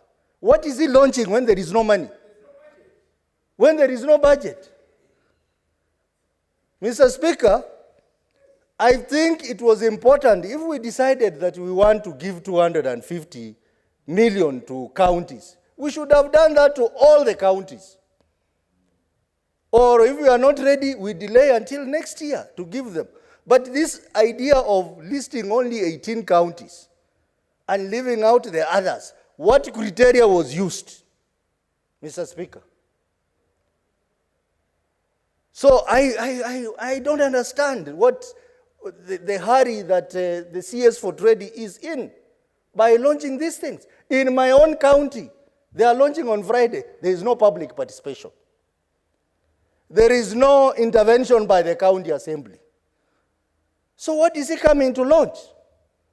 And still on industrial park, the arrangement is that the national government gives 250 million and the county contributes 250 million. Mr. Speaker, many counties will have a problem raising this money. I know, like my county, we have budgetary issues. We may not be able to raise 250 million at a go. And it also requires the intervention and the approval by the county assembly. So I am seeing in this bill, Mr. Speaker, another 250 million shillings has been allocated to a donor fund called the National Agriculture Value Chain Development Project, 250. Basically, this is the money that is going towards supporting value chain initiative in our counties. I want to urge this Senate to be very careful, because some of the counties will end up using that 250 million shillings towards this industrial park project. But this money is basically meant to be used in those industrial parks for value addition, but not for capital expenditure. So that is an area that we need to notice, Mr. Speaker. Mr. Speaker, on the issue of royalties, mineral royalties, there is no clear criteria defined in this bill how these royalties were given. My county is getting 0. And yet I see a lot of mineral activities. We have, yes, we have artisans, but we also have big companies which are prospecting gold in our area, in Kakamega, in Vihiga, and some of them pretend they are prospecting, and yet they are actually mining. And we have ended up getting 0. Kakamega is getting only 16,000, surely. And there is a lot of gold activity happening there. And that's why I want to agree with Senator Mandago. We will not sit here and pass these things which are manipulated by relevant CSS to favor their region. If you look at the allocation of cost, the allocation of cost is almost a quarter of what has been allocated to the entire country. Yes, I know there is a lot of minerals in Kwale and Itaita Taveta, but there is no justification of giving one county 3 billion shillings and giving 0 to Western. There's no justification. Mr. Speaker, where is this gold that is mined taken to? And how do you tell us that we have 0 royalties, Mr. Speaker? I think next time, Mr. Speaker, the committee that handles this bill must ask for the criteria that has been used to allocate this money. Mr. Speaker, I like the way the fertilizer subsidy allocation has been done. There is a criteria, how they are allocating. We want the same to be applied to mineral royalties, and not just telling us that here is a schedule. There is no criteria that has been defined. Mr. Speaker, I have talked about the itemized projects, and I think my friend Karungo, Senator for Kiambu, has also alluded to this. I think it's important for us to know the projects that are being funded. We have this project called Narij. That is a cash cow. And every year we are giving money into that project. You go on the ground, there are no projects. And the members in this house, including myself, we have raised statements on this issue of Narij. And I think it's important for this Senate to have a proper inquiry on how these funds are utilized on the ground. Because some groups are fake, they even collude with county officials, they collude with the banks, and draw money from these projects, and there is nothing on the ground, Mr. Speaker. Mr. Speaker, Senator of Kiambu has talked about timely disbursement of funds. I want to agree that this regime has been able to ensure that the money has been sent to our counties before the conclusion of the year.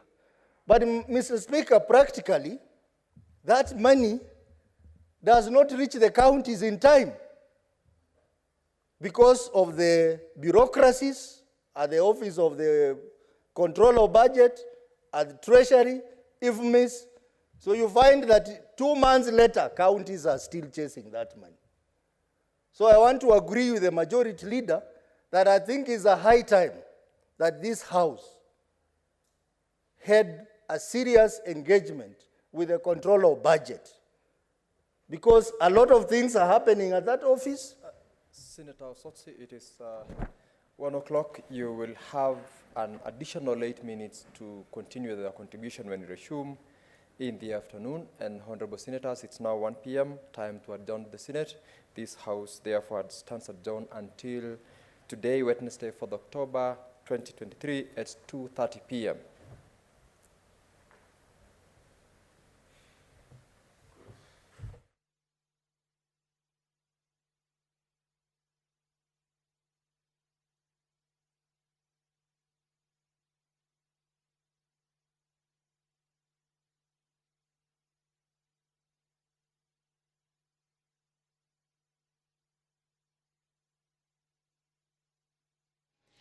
Naam, mtazamaji, kimekuwa kikao cha asubuhi cha bunge la Seneti. Aliendesha kikao hapo mwanzo alikuwa ni spika wa muda Senator Veronica Maina.